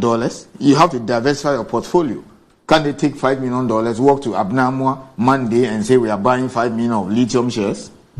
Okay, 2-3 years is doing well. You cash in, sell, move on. So why are we doing this to ourselves? But they keep telling me this real estate nonsense. Pardon my language. That's what they keep telling me. It is risky, it is people's money. But we, myself, my minister and Minerals Commission, we are trying to change the rules. We are trying to put in place measures to indigenize the sector and enhance state and Ghanaian participation. We have done our bit. Don't meet me on the street and tell me foreigners are owing our money. Randy, as a young lawyer at Minerals Commission, assistant legal officer, 2002, 2nd April, or legal officer, senior officer. The mine managers were white men. They were white people from Canada, from Australia, from US, from UK. Then the South Africans, after the collapse of apartheid, came in 1994, bought Takwa. They were bringing the South Africans. 2020, we passed a law and said that non-technical rules, you can't, if you're not a Ghanaian, you cannot hold it. And then general manager, even though the CEO can be a white person, most of the CEOs are Ghanaians now. Obuasi, they have just advertised for a managing director. You understand? It has closed. I'm sure within this May window they will announce, because Erica Subonti has moved to another role. We told them clearly that it has to be a Ghanaian. So they will announce a Ghanaian very soon as managing director of Obuasi Mine. You go to Idua Prim, the one that is seeking to do a JV with Takwa, 738 workers, from the MD to the last person, whoever the last person is Ghanaian. The entire Idua Prim mine operation is run by a Ghanaian. They went even brought a Ghanaian from Australia. So Ghanaians are running the mine. Where we need to work hard and push is the ownership. We're doing that. We are saying Ghana Boxer. We are saying Asante Gold. So they should stop saying that if I'm going to do real estate in cantonments, maybe until recently we were not doing, Minerals Commission was not going out there and talking about opportunities in the sector where, a kind of, enclave economy and etc. And so this our program, the one on GTV, Asempa, is, people are now saying, oh, actually this is what happens in mine, because what we know is Galamsey. And then, the big people, the big mines are in some bush somewhere, they dig the stuff, they even take it raw. Until we started discussing opportunities, local content, before people realized that, hey, hold it there, $435 million was spent on fuel in 2022. And they've kicked out foreigners and it's now meant for Ghanaians. So Randy, I'm here boasting that $435 million, stayed in this country. That is the kind of money about 12 companies spent on fuel alone. If you add whole lubricants, you are talking about $500 million. You understand that? The law has changed now. We have changed the law to say that you can only sell fuel to the mining company if you're a Ghanaian. Until 2021, Vivo was there, Total was there. So we are doing our part. We are changing the laws. And trust me, in the next 2-3 years, fuel supply alone to the mine will be $1 billion. Because Kaduna is coming up, Azuma is coming up, Ahafo is coming up. The other ones are expanding. Some are doing redevelopment. So on our part, we are not failing Ghanaians. We can't resolve everything overnight. I'm not here to say all is well, because Galamsey has not gone away. Do you understand? But this issue of it is risky, real estate, we just have to keep, doing the education, keep doing education. It's so embarrassing. Somebody who says you are more risky brings his billions here, and then you sit here, and then you keep quiet. So we'll do our part. We'll do the education. We'll change the rules and then encourage people to come in. But I'm saying a lot is happening. Ghanaians are beginning to invest in mines. They are owning mines. They are becoming savvy. They are taking exploration licenses, not selling them, and they are growing and putting money in it. There are several hundreds of Ghanaians who are very rich because of mining. It's just that we cannot mention their names. Right. Okay. So we'll probably have to leave it here. But, it's 2024. So it's 10 years of the mining policy. And you have told us about some reviews. So maybe from next Thursday, we can start speaking about the policy, how it served us so far, what has happened over the 10-year period, what must change, what must improve, what must be maintained. How does the review take care of all the emerging and futuristic insights or foresights as far as the industry is concerned? Okay. So that is it. We'll start that and spend perhaps the whole of May and June on the policy. Right. So this weekend I've begun the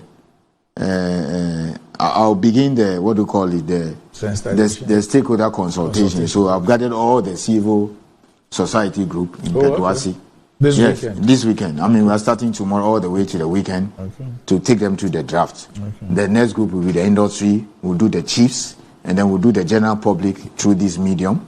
And then also we'll put it out there in the newspapers for us to receive memoranda, because it's not everybody who can attend some of these sessions. So from I hope you remember to invite the critics of the league. All of them were invited. I mean, ASEP will be there, NRG, all of them. We sent out and we gave the document to them like a month ago for them to read. So tomorrow we are starting the full session, and we'll listen to them. I mean, it's all about Ghana. There's nothing to hide. Because if you go and do it and you adopt it, you publish it, people will criticize you. Right. So next week we'll start looking at the 2014 policy, as you said, how it has served us, the change. Already you are listening to some of the changes. This green transition and the indigenization. It will be heavy on that. Right. Okay. Thank you. All right. Okay. So let me say a big birthday to the twins. There are twins who are celebrating their birthday today. Ifya and Kofi Atayok. Today is your birthday.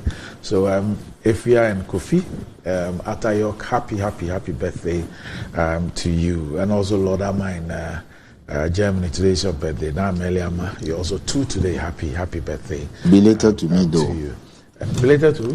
I celebrated mine on 29th. Yours was last week. Yes. We had a cake and you didn't come. So we shared the cake for the staff. Yes. Okay. Bring it back. Anyway, so a belated happy birthday to you as well. I saw you all over social media. People were posting you. 54. Yes. 54. When I tell people I'm 54, they say, no, you don't look 54. Insa. 54. All right, so up next, Metro Sports.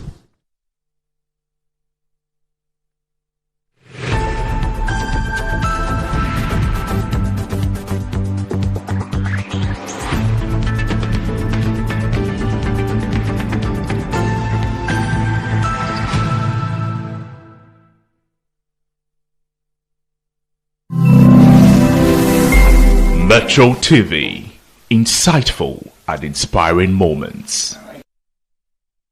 The Bible is not